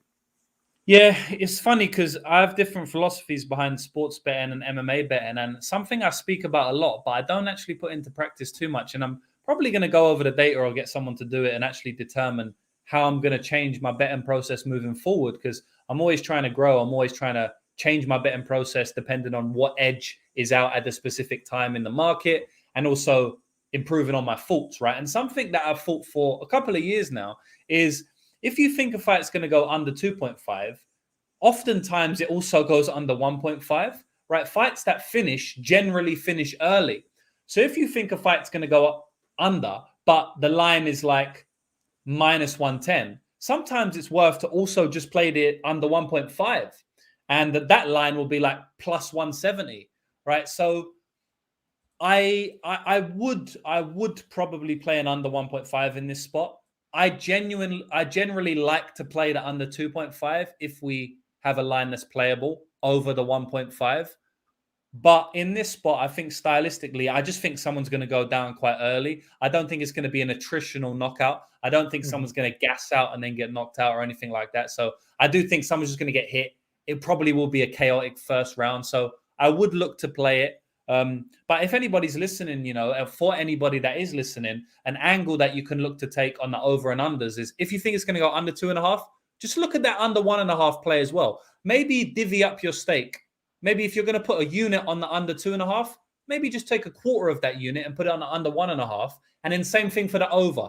If you think it's going to go over 1.5, play the goes to decision as well for a quarter unit and see how it turns out. Because I haven't run the numbers, but I have a sneaky suspicion that it actually pays quite good to do that. But to answer your question, I would play it under 1.5. Okay. Yeah, man, it's always funny. I feel like almost, and I'm going off memory here. If I play a 2.5, it's usually in the first round anyway, right? That's when fighters are at their freshest. That's when they hit the hardest. It's like, well, you didn't need the extra round and a half. But then we all have the horror stories of when they slide just over the 1.5 by 4 seconds or something like that. Dusko Jordan, right? Dusko Jordan, right? Oh, how did that one get over? I still don't know. All right. Next up, everybody, we are... I hit the wrong button there. Damn it. I hate when I do that. All right. Next up, Jack Shore makes his UFC return. He is taking on Mr. Punchable, Makwan, Amirkhani. And James, since you're, in this fight, you look a lot like Makwan. James, you have to redo the Tapology pick. You've got to pose for pose, get you some girls, do the Tapology pick, have it your header on Twitter. You'll be world famous overnight. It'd be a fantastic move by you. One day, bro. One day I'm going to do it for you. One day. I appreciate it. All right. Hey, if I looked like you, I'd do it myself. So it falls to you. You've got the responsibility. So Jack Shore lost a little shine, 16-1, took his first L. Now he's back and he's moving up a weight class. This is one of those spots, James, where I'm not quite sure how I feel about it, right? Like Jack Shore is a guy who we've all been high on. We were all excited about. He's got a solid skill set, but you kind of look back after the phase, after the haze gets clear, after, we got that first L. So we all kind of realize, okay, maybe this guy can lose. Won by split over Hunter Azure, beat Ludovit Shalinian, beat Timur Valiev. It's like his resume wasn't fantastic to begin with. He's got good, solid grappling, lots of, submissions and finishes on his record against lower level guys. They call him the Welsh GSP. He's got that karate point striking style. He stays outside, likes to kind of pick and poke people over the course of a fight. I almost feel like he needed that size. I almost feel like moving up a weight class could be detrimental to him because he's going to lose the advantage he had over a lot of the people that he's beating. Makwan Amirkhani, 17-8, 2-5 in his last 7. His only wins were Grundy and Henry. Both of those came round 1 sub, which we know he can sub anybody in round 1. This guy's incredibly dangerous when he's fresh. He kind of banks rounds 1 and 2 and then tries to hang on for dear life if he's going to make it any further than that. But we've seen him take some punishment in a couple of spots. Seems like he kind of fades the way the fight goes deep, and he's taken some big, powerful shots. We talked about the flying knee from Murphy earlier. Man, that night when he got knocked out by Murphy, they went to commercial break after the knockout, and for whatever reason, they came back with the camera on Makwan. He was still out. They had someone rubbing his head, still trying to bring him around and wake him up. That was a brutal knockout. I'm not sure how anybody recovers from that kind of a KO. I'm not super high on Makwan. I've actually tried to be more, opposite of him as opposed to being on him for the most part in his career. But damn, man, he's going to be 2 inches taller in this spot than Jack Shore. He's going to have a 1-inch reach advantage over Jack Shore. And he does one thing, and that's relentlessly look for that body lock. He rides his opponent up against the fence, drags them to the ground, and then scrambles really well, looks for a neck, and tries to take people out of there. I almost wonder if maybe he's got a good style to go against Jack Shore if he's smaller. You know, I want to see Jack Shore at the weigh-ins. I want to see him at the face-offs. I want to see if he's filled out. Has he put some muscle on his frame moving up a weight class? Is he healthier coming in here? He posted some stuff on Instagram about learning to love the game again and stuff like that. And that always worries me. You got a fighter who's a high caliber guy that's all the rage and falls out of love with the sport, you know. You got to know his head's at. So I do not want any part of this price tag on Jack Shore moving up a weight class at minus 450. It does seem like a spot where maybe the UFC is trying to get him back on track, but it also seems almost a little disrespectful to Makwan to me. James, what do you think? It's hard to get a beat on Makwan because, like, he's a weird fighter, man. He stays safe in the striking. You know, like I remember when he went to decision with Edson, and I felt like he really should be getting finished there if he's not consistently taking him down. He likes to stay on the outside, so he can stay safe in the striking. But then in the grappling, he's very dangerous with the front chokes, but he can also kind of just be overwhelmed. And he gasses out in every single fight, man. Every single fight. You know, I actually bet him as a big underdog against Lerone Murphy, and I was loving that bet. I was like, I'm a genius. You know, the bookmakers don't know what they're doing. You know, I should be a bookmaker. It was looking so good. And then second round, he just gets knocked out. I don't even think that just comes from gassing, but he shoots in with the same shot over and over again, or at least he did in that fight. And he's kind of predictable at times. Murphy just switched to southpaw and hit him with a knee coming in. And my bet was done. I also bet him against JSP, which was a bad bet. You know, he just got melted there. I only bet him by sub, I think. You know, I thought JSP is going to be shooting for takedowns. But I guess what I'm trying to say is I don't have the best read on Makwan Amirkhani, you know. Mm-hmm. It's just hard for me to get a read on because, yeah, he'll sub you in round one. But if he doesn't, he's not really going to win. But sometimes he can grind out a decision. But then he gasses, so he really should get finished. But sometimes he survives, and he's just a weird one. I think he's obviously outmatched on the feet here. I think Jack Shore's a good fighter. I'm not going to take too much away from Jack Shore getting beat against Ricky Simone, man. Ricky Simone is potential future champion material. Not saying he's going to be it, but he's potential material. He beat Merab, you know. We have to remember that. And look at Merab, you know. He actually beat Merab. Ricky Simone's a great fighter, man. He's a really, really, really good fighter. And he got wobbled. It happens in an MMA fight. And then Ricky Simone was able to finish him, you know, jumped on it quickly. So I don't take too much from him from that fight. Beating Timur Valiev is a good win, in my opinion. I think Valiev's a really good fighter, you know, so sure, beating him, that's solid, you know. Stepping up a weight class, it's another volatility sprinkled in. I do think Jet's going to win, though, man. I think he's much cleaner on the feet. I think he can hurt Makwan on the feet. And I think for sure he's got much better cardio. So I think he's going to outpace him. So in reality, if it gets past round one, Jack's chances go up tenfold and Makwan's chances go down tenfold, a 20-fold change, right? So I got to take Jack here, man. I know he's minus 500. I know Makwan's a little bit tempting, but if you want to play Makwan, I would probably just play him via sub in round one or something because I do feel like he's pretty consistently going to gas here if he doesn't finish him. So, yeah, I'll take Jack Shore probably by late finish. Okay. All right. I am very much doing the thing this week, James, where I am going to pick Jack Shore to win, but I don't think I can get there for a bet.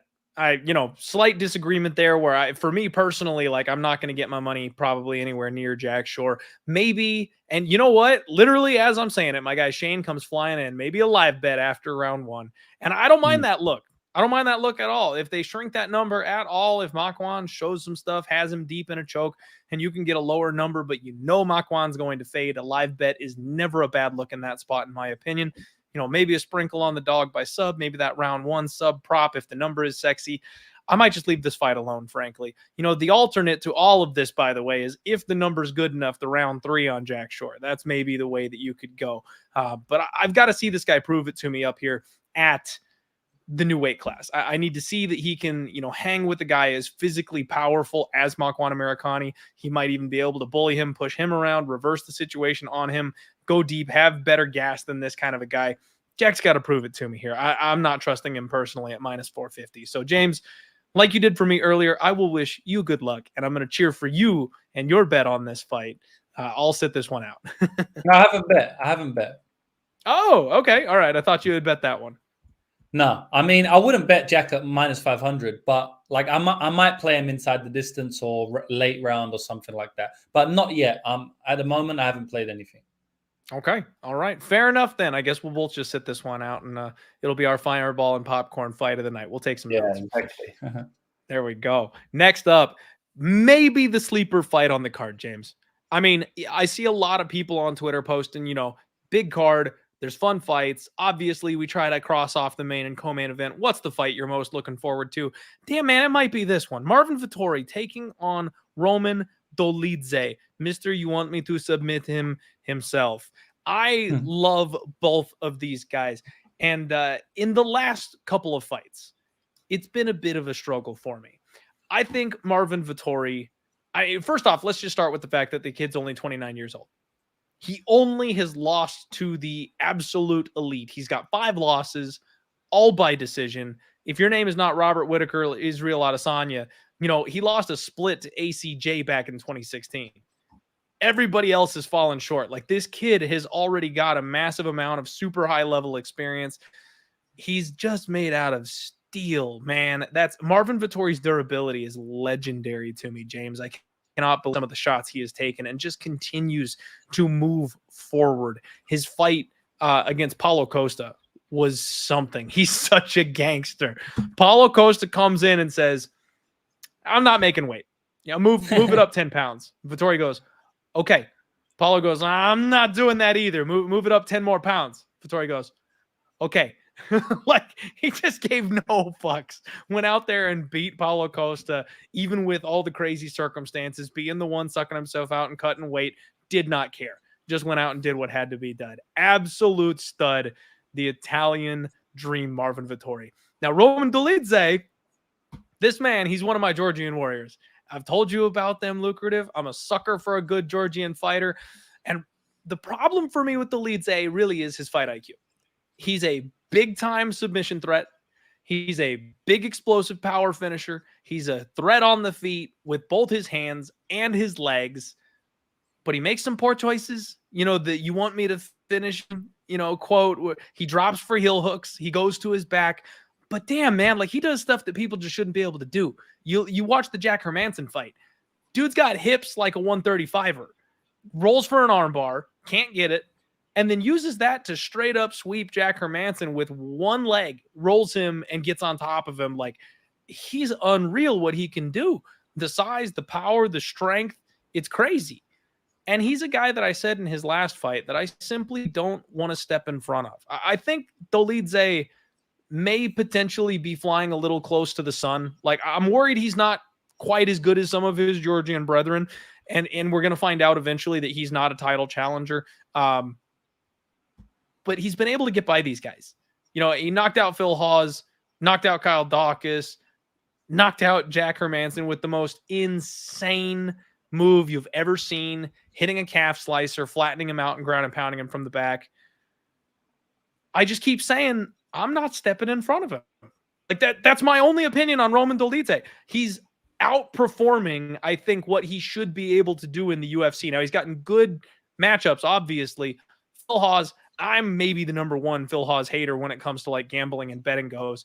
I don't think very much of him. So him getting the win there by knockout, I said that I should have bet the knockout when I did that breakdown for the fight and left my balls in my wife's purse that night. The Kyle Dawkins fight, Dawkins is chinny. We've seen him knocked out before. I wasn't surprised at all that night. The Staropoli fight, he's not really a guy that I ever thought very much of. No problem there. But the Jack Hermanson one was the one where I thought, you know what, maybe this is it. Maybe this is the ceiling. Maybe this is the one where somebody at the top end of the division finally says, no, Dolidze, the buck stops here. No. Found a way to win. Even after ending on bottom, even after getting wrestled, even after finding himself under a strong grappler, didn't matter. And that's where I'm at with this fight, James. You have got Marvin Vettori, who's sitting at -3. Oh, it came down just a little bit. -280 on Marvin Vettori. +240 on Roman Dolidze. And I'm going, maybe this is the one. Maybe this is it. You got the kid that's what, 5-6 years younger than his opponent, somebody who's got high caliber experience. He's doing all the right things. He's going out to Thailand for a fight camp now. He's training at Extreme Couture, working with psychopaths like Sean Strickland to improve his striking game. Like, I think Vettori has all the ceiling in the world. We maybe still haven't tapped into exactly what his potential is, versus this is probably the finalized version of Dolidze. Who's going to win this thing?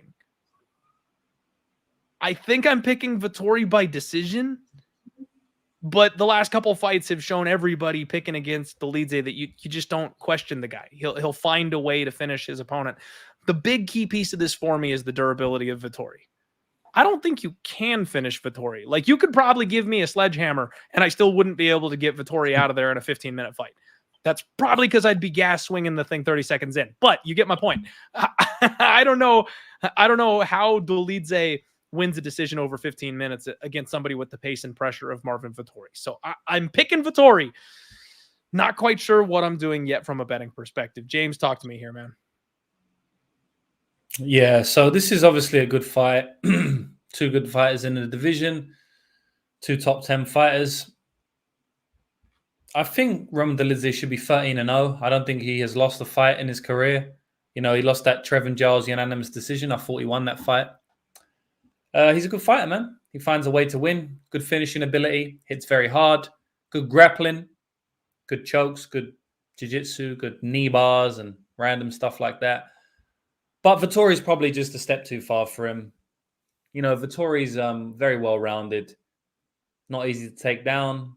Not easy to outstrike just since he puts out so much volume. And he's not easy to hurt. You know, I don't think I've ever really seen him. Saw him wobbled against Israel Adesanya. I think at one point a little bit against Paulo Costa.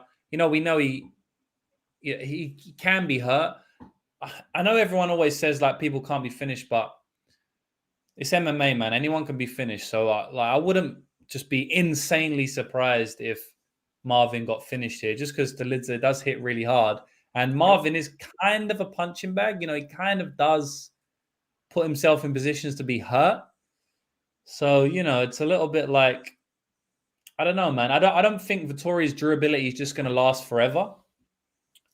But at the end of the day, he has elite durability, right? We know that. So that should get him the win here. I'm going to take Vettori. I think he's just too well-rounded.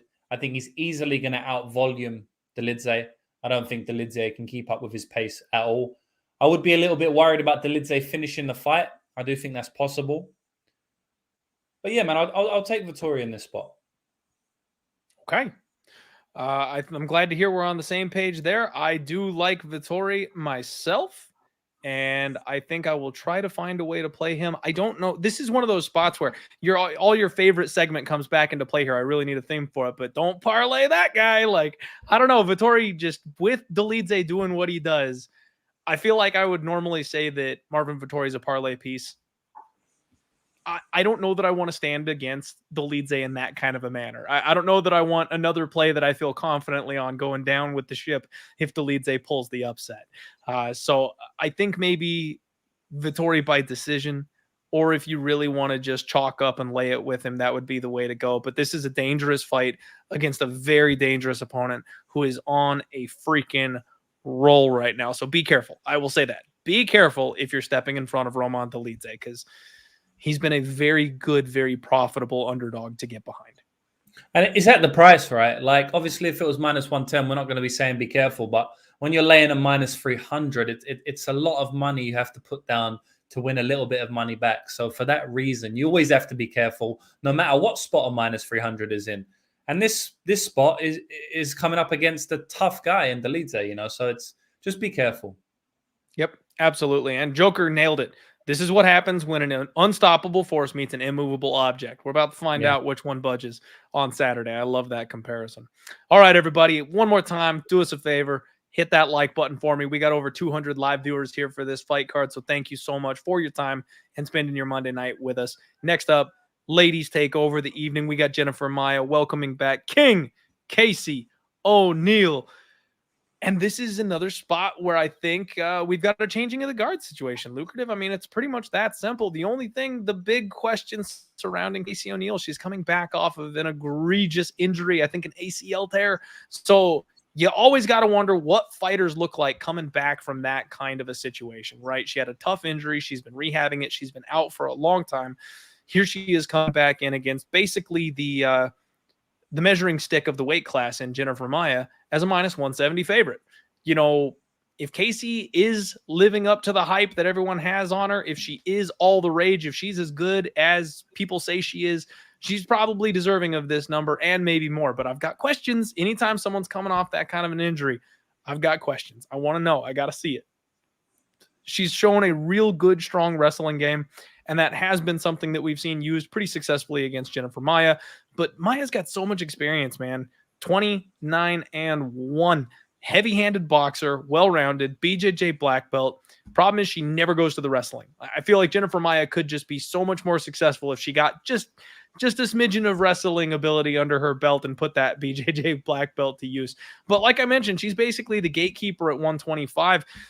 Casey O'Neill should be able to come in, drag this fight to the mat, and whether it's by decision or some kind of a late TKO, Maia's really hard to put away, man. I would go with decision myself, but O'Neill averages 2.59 takedowns per 15 minutes with a 44% accuracy.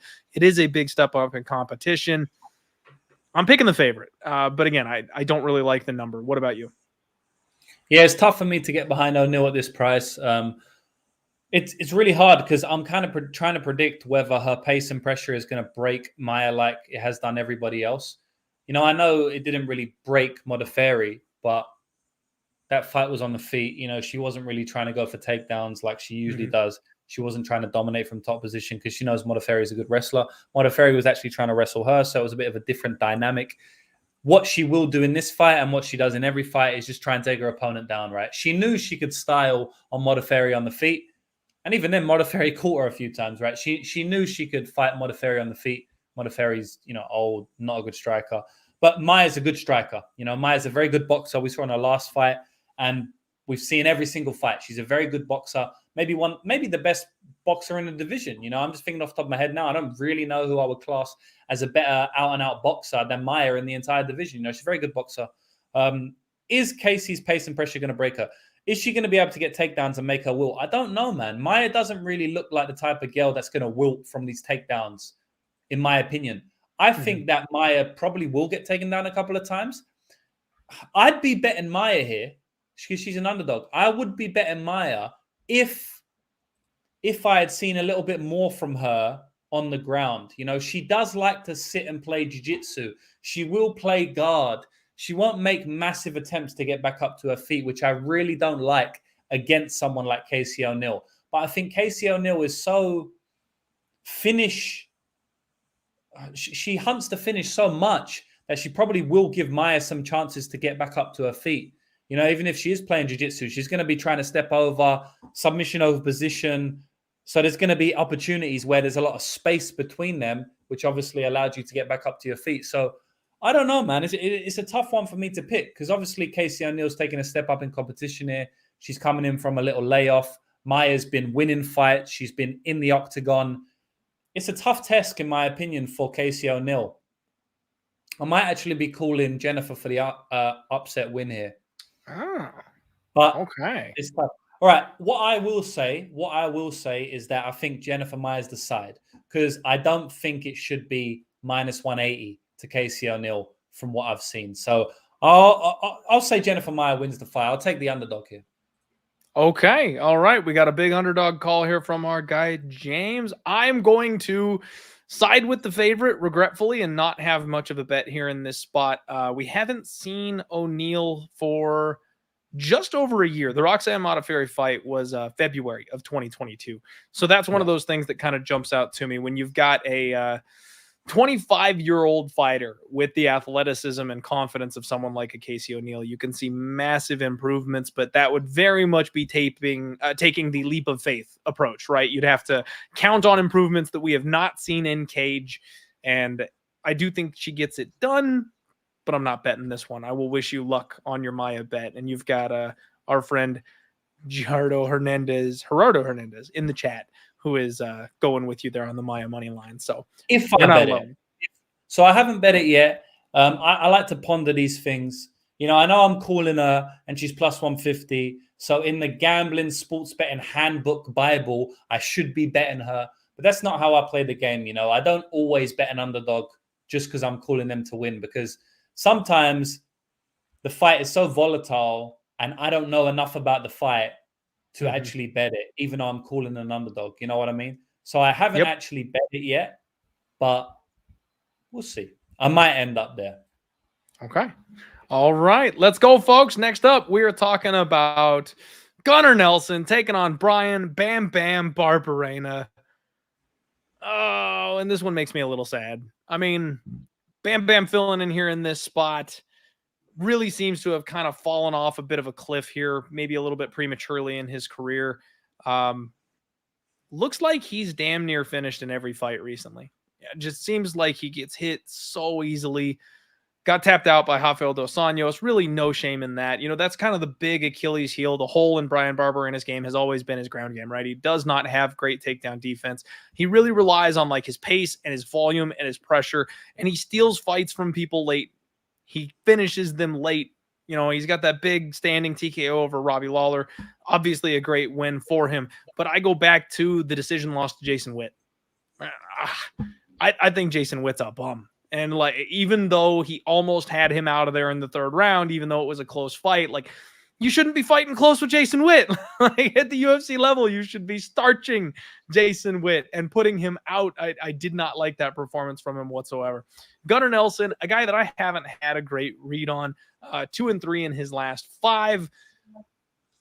I will never forgive him, James, for ruining my submission special by not finishing Takashi Sato by sub. That was the most infuriating miss of my degenerate parlays ever, because I was 2 for 3 and then he had everything on a platter, and somehow Sato has the best sub D we've ever seen him show against Gunnar Nelson, the rear naked choke specialist. But realistically, not counting the Sato fight, he's been fighting a real stiff level of competition. Santiago Ponzinibbio, Leon Edwards, Gilbert Burns, those are losses, but except for the Ponzinibbio fight, he went a full competitive fight with those guys. And then he taps out Alex Oliveira, and he taps out Alan Joban, and he taps out Albert Tumenov. This guy is nasty on the ground, James. He keeps that wide, heavy karate stance, kicks people at range. He is maybe the most low volume striker in the UFC. And I know we say low volume a lot, but this guy averages 1.83 significant strike a minute. Less than 2 significant strikes per minute. Folks, that is hard to do. I don't think there's anybody else out there on the roster that strikes less than 2 significant strikes per minute that still has a job. And this is over 14 UFC fights. He's had a long career, and that's his average. So I think Gunnar Nelson wins this fight, because if he goes to the wrestling, Brian Barberena can't stop shit. I could take Brian Barberena down. I just don't think he has the takedown defense to keep Gunnar Nelson off of him. And honestly, Gunnar Nelson, he's not much of a striker, but when he does land on those big explosive kicks, he hits hard. I just think he can beat the shell of Brian Barberena. I don't feel good about it. I don't like it. And I don't have a great history betting on or against Gunnar Nelson, quite frankly. So I'm a little nervous about the minus 380 price tag, but I think he should win here. Yeah, he should win. But a lot of things should happen in MMA that don't happen. And we got a tough, durable on the feet, kind of, not really. Gritty. That's yes. better than durable. Yeah. Tough, gritty veteran who's been up against every style in MMA. And I guess I'm just trying to, live on air, talk myself into a Brian Barberena bet. Just because I think the odds are a little bit wide on this one. I have to be honest, man. Seeing Gunnar Nelson at minus 500 or whatever he is, it doesn't really tickle my fancy. I don't like it. He should sub him, though, really. I mean, he's got very good jiu-jitsu, man. Sometimes, I have nightmares of that Takashi Sato fight, because I also bet Gunnar by submission there. And that was absolute insanity how he didn't submit him. That was a bad look in my opinion, but his jiu-jitsu is very, very clean. You know, we have whatever I think about that fight and if he should have got the submission or not. He still had the back. He had 10-8 rounds. You know what I mean? He completely dominated. It was a very, very good performance, just in general, just in general domination. And he's tapped out a lot of guys, a lot of good guys as well, a lot of guys that don't get tapped out all the time. You know, I think it could come here, but if it doesn't, I think it probably Brian Barberena is going to have, you know, some chances to win minutes in the clinch. I think he might be a little bit stronger at points. Maybe elbows him, knees, you know, these type of things. He makes the fight dirty. I don't think Gunnar Nelson likes a dirty fight, man. I think he likes a clean fight where he's on the outside, bouncing, and then he gets the takedown and he takes you back and he wins the fight that way. If the fight gets a little bit ugly and gritty, I think Barberena thrives in that. And we know that can happen in MMA, man. You know, things happen, styles collide, and people just can't get their game off. So I don't think that Gunnar Nelson should be this big of a favorite, but I'm going to have to pick him just because I think the submission's very live. And I also think the back take is very live and the takedowns are probably going to be there. I don't really see a fight that goes 15 minutes that Gunnar Nelson just doesn't take him down. So, yeah, a lot of people are agreeing with me, man. They're saying, you know, Mushroom's outright picking him. Shout out to Mushroom because that's a brave pick. And, Bold move. I don't know. Line is too wide. I'll pick Gunnar Nelson just because I can't get to an outright 50% or more pick on Brian Barberena. But I do think that there may be some potential value in his line. And it's another one where I may bet. We'll see. Okay. All right. Good to know. I always love the bold underdog calls. I can't do it, man. I can't do it. I've burned some money on Barberena recently, and I'm not super interested in going back to it personally. Folks, we've got over 200 live viewers, and we're hitting the co-main event of UFC 286 right here on Pub Sports Radio. Justin, the highlight Gaethje, taking on Rafael. No, not Rafael. Why do I always do that? I think that's the Brazilian thing. Rafael Fiziev. What a fight. What a fight, James. This thing, I mean, all team violence right here. Like, these guys are going to go in there and throw down. And I mean, every single Justin Gaethje fight is must-see TV. This man, the leg kicks, the aggressiveness, the hands, like the weird, crazy angles that he comes in and lets fly. The fact that he's training with Trevor Whitman, having a guy like that with his big, giant brain, you know, remote controlling Justin Gaethje in the cage. Like, it doesn't get much better than that. Gaethje's getting up there in age a little bit, 34 years old. And, man, I can't stop thinking about how he almost took the belt from Khabib. Like, that memory just like seeps itself into my brain that Khabib admitted that he was the hardest person he's ever been punched by. And seeing, you know, when he clipped Khabib, I thought he might actually stand some chance at getting him out of there. But man, he's had such a crazy career. The losses to Dustin Poirier and Eddie Alvarez, the crazy win over Edson Barboza and the Tony Ferguson fight. Like, this guy is absolutely wild. I love it. But at the same time, I also almost feel like we've gotten to the point where we've seen the best of Justin Gaethje in there. You know, Charles Oliveira hurt him on the feet and then took him down and finished him that way. Now he's taken on a guy who is a cleaner striker than he is, you know, a more technical striker than he is. That doesn't always mean that they're going to win, because these fighters that cause and thrive in chaos can pull upsets and make situations that should be clean much more unexpected, much dirtier, and maybe catch somebody with something they don't see coming because they fight that way. So not to say that he can't obviously win the fight, but what we've seen from Fiziev has just been spectacular. The way he reads his opponents, how he sees the strikes coming his way, you know, his ability to play like the Matrix and fade away from big shots and stuff like that. He's just incredible. He's just absolutely incredible. And the man is made out of iron. You know, he's some serious punishment, taking some big power shots, and just it never seems to faze him. He just walks right through everything that comes his way and then punches his opponent in the mouth. Man, this is a really tough fight for me to call, because unless I'm mistaken, and I do need to pull up my line here. I think I looked at this earlier in the week. I think they opened this lineup pretty short. I think this was pretty close to a pick'em. Yeah. Even money. Yeah. Even money. Even money on the opener.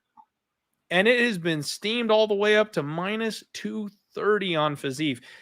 James, this is the spot where I'm worried MMA is doing the group brain think thing. We're all on the same side. We all like Fiziev. We all know Fiziev is going to win. And it's just the number couldn't get high enough. Everyone's just piling in because it's a foregone conclusion that eventually Rafael Fiziev is going to find Gaethje and put him down. I don't want to play that game at minus 230. I mean, if you got Rafael Fiziev at minus 115, if you got him at minus 150, even if you got him at minus 160, I'm picking Rafael Fiziev to win this fight. I'm not parlaying him. I'm not going anywhere near that number at minus 230. I just think that's way too high a price, and especially if you can make an argument for Justin Gaethje, which frankly you can always make an argument for Justin Gaethje. That's a big number on a guy you know is going to quite literally fight to the death for your money. So I'm going to pick Rafael Fiziev, but I think this fight might get hairy, and I'd actually be interested in some overs. What about you, James? What are you looking at here? I'm not interested in overs, and I'm not interested in Gaethje. So we're on the opposite sides in terms of bets or, potential prediction. I think Fiziev's going to knock him clean out, man. I really do. Okay. I think it's going to be a brutal KO.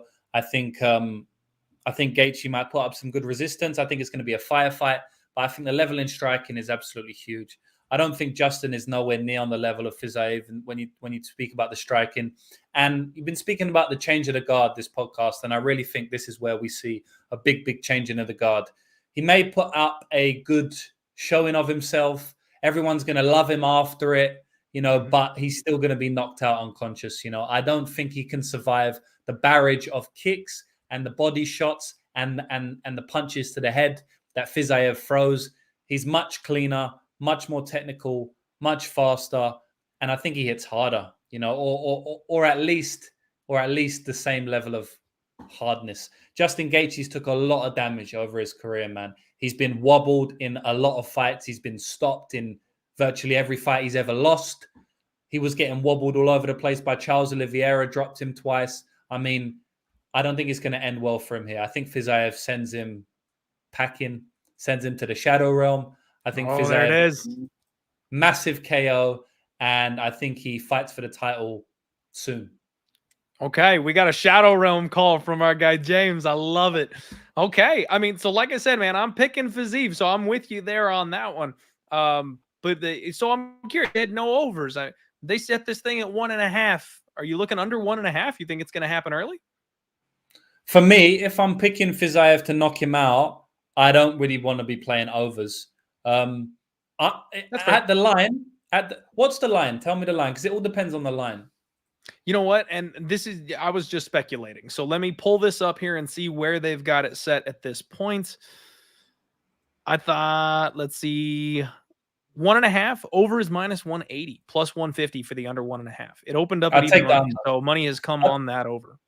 I'd take the under, because the thing is that I'm picking Fiziev to knock him out, but Gaethje has a very, very hard punch. Gaethje wobbles most of his fighters, so it's not out of their own possibility that Gaethje gets a knockout. And if he does, I do think it's going to be early. So I'd much be leaning to the under. I think the knockout's going to come in round 2. So it's hard going over or under 1.5. But at the line, I'd probably play the under. That's always, man, it's always so tough for me. When I set, when I play the fight out in my brain and I go, yeah, I think it's probably going to be like a late round 2, early round 3. And then they set you at 2.5. It's like, well, shit. That's right where I was setting it too. No, I think Dan has my opinion right here. Fiziev by knockout at plus 120. That's probably the way that I would look to bring that price down personally and still be able to get in on the side that I like as far as getting his hand raised at the end of it. Yeah. All right. I like it. I'm glad we agree there on that one. I can't wait for that fight. And speaking of can't wait for the fight, main event time, folks. We've got the rematch. We've got the trilogy. Leon Rocky Edwards taking on Kamaru Usman. And this fight, 59 seconds. Right, bro, I mean, if Herb Dean doesn't stand him up, he doesn't even have a chance to throw the kick. He wasn't even supposed to be there. I mean, that's a bad beat, right? Sir, for the love of God, please stop coming to this fucking drive-thru. That was my reaction to the way that first fight went, James. I had a bad year last year. You all know well and true about this, but I was on the wrong side of every insane comeback, of every bad beat. I was on Usman that night, and it was in the bag. And then there's just like the Asuncao fight, there's a ridiculous late changing of positions, and Edwards makes it count. Greatest comeback in UFC history for my money, man. I could not believe he actually pulled that off. Now, what we've got is a rematch where not a whole lot changes, but the number is different. Kamaru Usman, a minus 240 favorite. Leon Edwards, the plus 200 underdog in this spot. And I struggle with this so much because somebody asked me right after the fight happened, how do you line the rematch? And I said, I was like, you know what? The way the fight played out, I think you have to make it minus 180 Usman, because he obviously had the wrestling advantage. He obviously was seconds away from winning the fight. He can go out there and take this man down and do whatever he wants to on the ground. But at the end of the day, he lost. At the end of the day, he got knocked out. Like, you have to respect the fact that the guy on the other side of the cage was able to take everything he dished out, come back, and find a way to win the fight. The line felt too wide to me. I'd reset it about minus 180 Usman. The things that kind of steer me in this fight, James, are maybe a bit more narrative in nature, right? Like, I think that a seeded champion being a plus 100 underdog is disrespectful. I also think that an aging veteran fighter like Kamaru, even though he may be one of the greatest to ever play the game, 35 years old, a lifelong career of wrestling. We know about the fact that he struggles doing cardio because of his blown out knees and things of that nature. Like, he's got a clock on him, right? Father Time is undefeated. And now he has lost his air of invincibility. He had the crazy, his second MMA fight, he gets choked out. That's the only loss on his record. But he's always been invincible. He's always been able to take the shot. He's always been able to come back and force his game plan.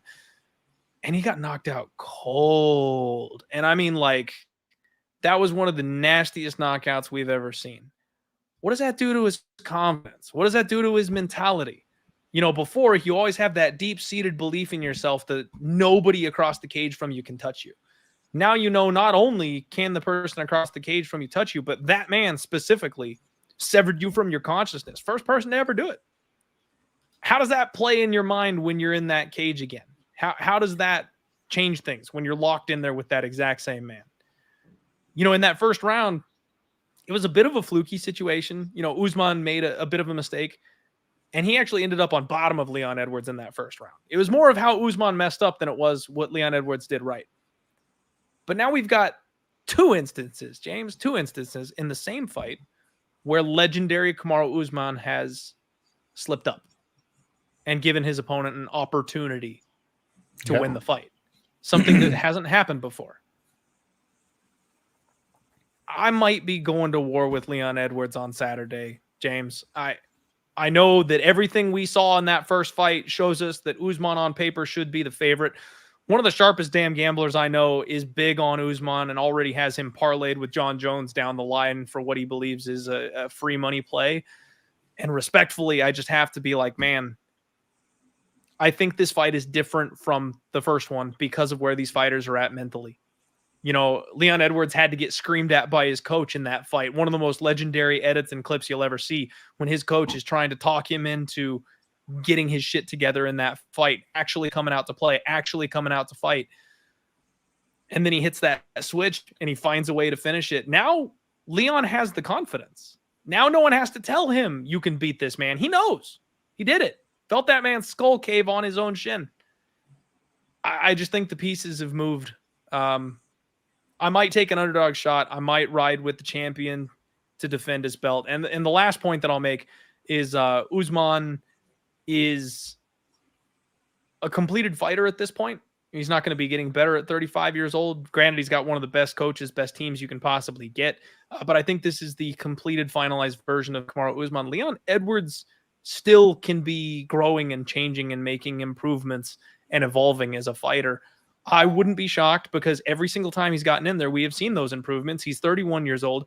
His wrestling defense maybe better. His get-up game maybe better. And those are the types of things that I also think can get me on to the underdog side to go ahead and defend his belt and not necessarily do it the same way.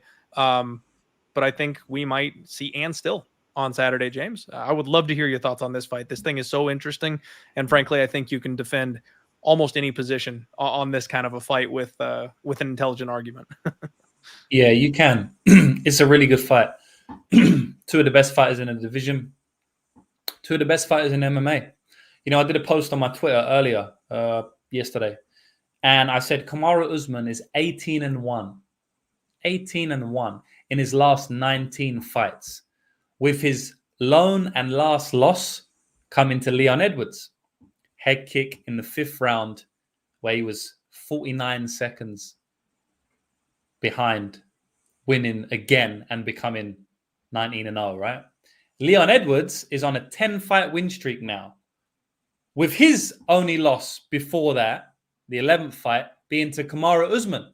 So both of their last losses have both come to each other.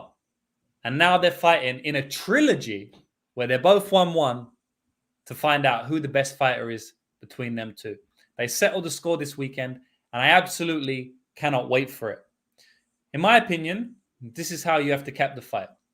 So what I always say to anybody who's a member of my service, anybody on YouTube, sometimes I mention it as well, is that there's 3 ways that you cap a fight, right? So it's the stylistics, it's the statistics, and it's the intangibles. So the statistics are easy. It's the reach, the height, that sort of stuff. The stylistics are the number one most important way to cap a fight. And that is how both fighters match up in the octagon, how their styles match up. Talking about the wrestling, the striking, this sort of stuff. And then it's the intangibles. And these things are stuff that you can't put on paper. You can't say his wrestling's better than him. You can't say, you know, he's got a 10-inch reach advantage. These are things such as, how is Kamaru Usman going to bounce back off a KO loss? The only knockout loss in his career.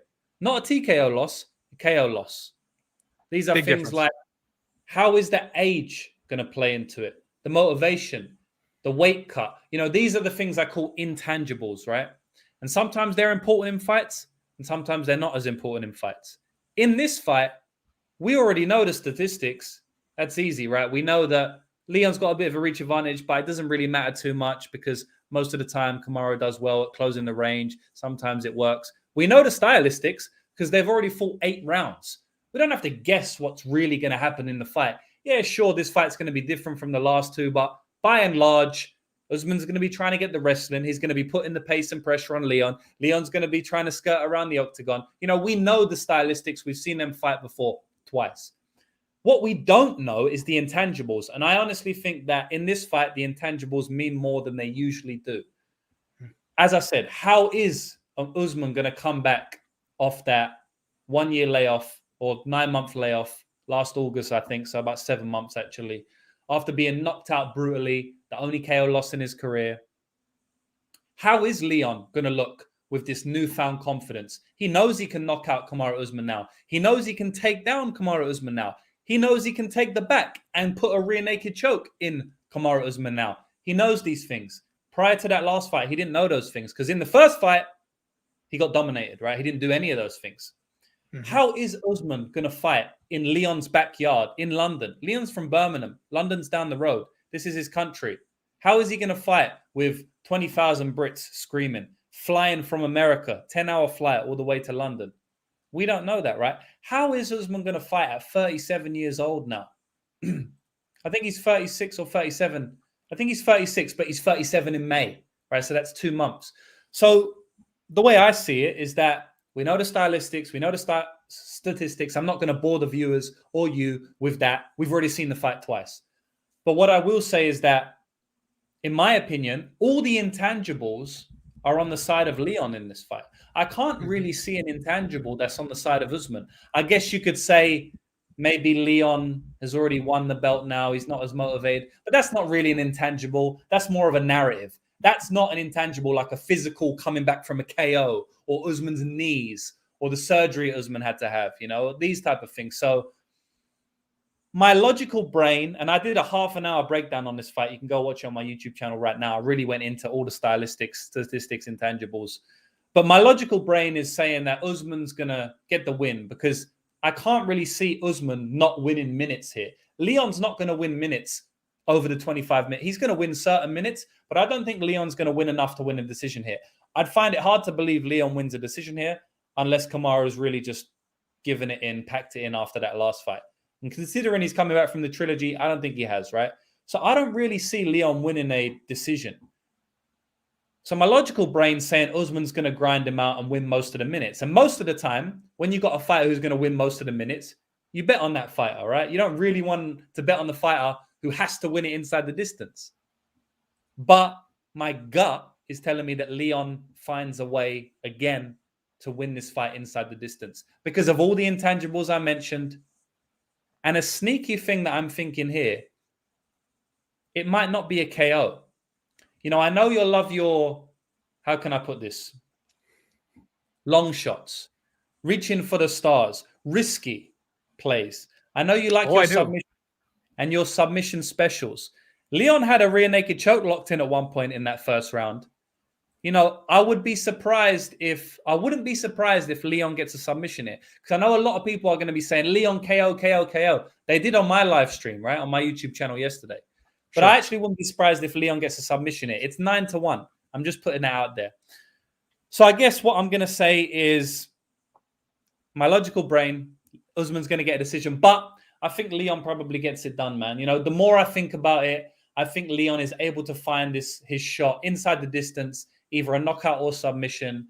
I think it's Leon's time, and I think he gets the win here. I'm with you, James. I think Usman's time has passed. I think the money line is more than generous. But how can you say no to a 20-1 shot on a guy that had a rear naked choke opportunity the last time they fought? Whew!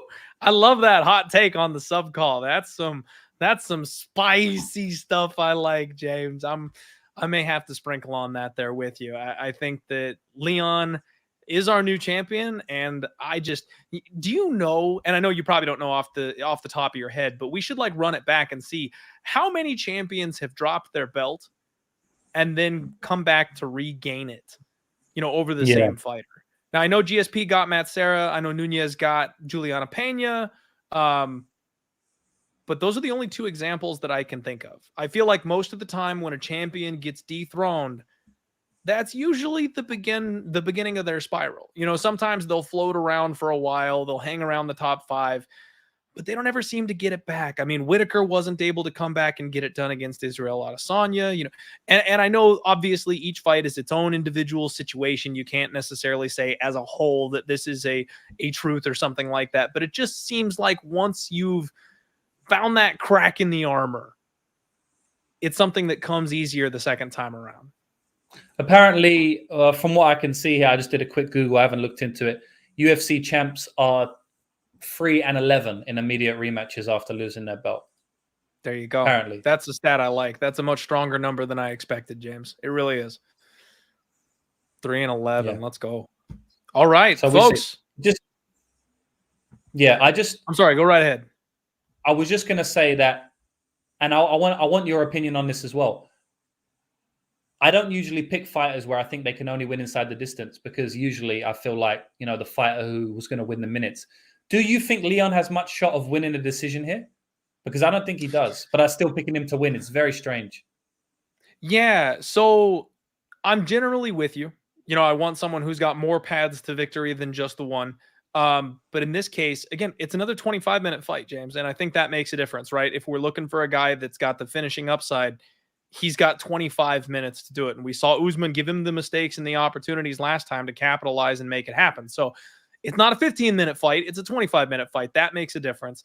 And then, frankly, the other part of this is the part that I mentioned at the beginning of this fight, that Leon is improving.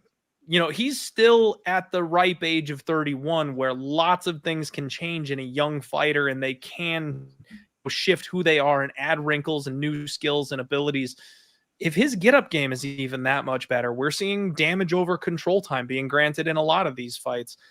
that if he can just not spend quite as much time on his back, if he can have a bit more of a sense of urgency and get up to his feet, maybe defend 1 or 2 takedowns, steal around here or there, he may just be the better overall fighter at this stage in their careers if he's the one who is improving at the rate that we've seen him do so in the past. So I wouldn't count out a decision, actually. I was with you in saying that I don't think it's going to be a repeat of the knockout, but I was going to actually lean more towards the decision win where it's more emphatic, where it's more decisive, that he's just the better of the 2 men at this stage of their lives. Fair enough. Good to hear your take, brother. I'm really excited for it, man. This is a really, really high-level fight in MMA, and I can't wait for it. It's fantastic. Absolutely fantastic. I love it. Folks, that is UFC 286. Thank you all so much for hanging out with us this whole time and breaking down this absolutely awesome card. I hope the information and the previews have given you the ability to go out there and make some good decisions gambling, win some money, put some cash in your pockets. James, my friend, as always, I love hanging out and talking fights with you. I could do it for hours, my guy. I appreciate you taking the time. If you would like to, if you got any sponsors, if you got any shows, shout out whatever the hell you want so that people can support you. The floor is yours, my guy. Thanks for having me on, first of all, man. We do it every now and then, and I really enjoy doing it. You know, we both kind of half like to ramble, so it usually goes on for a while, but I'm happy to ramble with you, man, and hopefully the viewers have enjoyed it. You know, a big shout out to Clint, man, because he puts this on for you every single week, and as a content creator myself, I know how hard it is, so make sure you like the channel, subscribe. You know, it's free, and it definitely helps, right? So thanks for having me on. Everyone can find me on the social media platforms, Lucrative MMA Betting. I also have my handicapping service where I help people bet on MMA by giving my picks and predictions, sports betting training courses, that sort of stuff. You can get that on lucrativemmabetting.com. We've won for 4 years in a row every single year. I've been gambling for over 10 years. I've won for the last 6 years, 7 years on MMA. We win every single year and we win a lot of money. I'm already up 45 units this year. Everything's tracked on betmma.tips, so I cannot fake my record. So you can go back and have a look at every single bet I've ever made for the past 4 years. If you want to join me, lucrativemmabetting.com. But other than that, just follow me on YouTube because I got a lot of free stuff. Consistently giving out free stuff, free predictions, free videos and stuff like that. So just follow me, support me. I appreciate it. Thanks to the viewers, because if there was no viewers, there would be no videos. So definitely big shout out to the viewers, even the ones that don't like me, the ones that love me. Everybody's still watching and speaking. So I appreciate every single one of you. Shout out to everybody. Let's make some money this weekend. I'm looking forward to it. Big bucks, big checks. Lucrative wants big money. Let's go, Clint, man. I'm getting fired up. I love it. I love it, folks. I try to surround myself with people who are much smarter than me, and I want to be lucrative when I grow up. So thank you all again for being here and breaking down these fights with us. After the stream is over, come on back and tell me what your favorite bet is for UFC 286. And if you've got a hot take, I want to hear it. Follow me on the socials. I'll be posting my official card as far as betting goes on there. I only have one bet right now at the moment. I'm sure I will be adding more of them, but keep it tuned in right here to Pub Sports Radio for free content regularly. And I do encourage you guys, if you watch this Monday show, come back and watch the Friday show, because I take all my thoughts, everything that I've learned throughout the week, and any additional tape study that I've done, any additional, the smart people, the guests on this show, I'm regularly DMing them back and forth throughout the week. So I have some new wrinkles to my game, and I go over all that on Friday on the Undefeated Post Weigh-In show. So if you want my final thoughts, my final, tinfoil hat takes, Friday's where you get all of that, and I get a lot of new information between this show and that show. So come on back. Thank you guys again from the bottom of my heart. Wouldn't be here without any of you, and 200 live viewers a night is making me smile ear to ear. You guys have no idea how much the love is appreciated over here on this side. I'm going to keep on climbing. We're going to dig out of that damn hole I dug last year. We're going to be positive this year, and you guys just go out there and kick some ass. Have a wonderful week. Make your parents proud. Love you guys. Let's roll.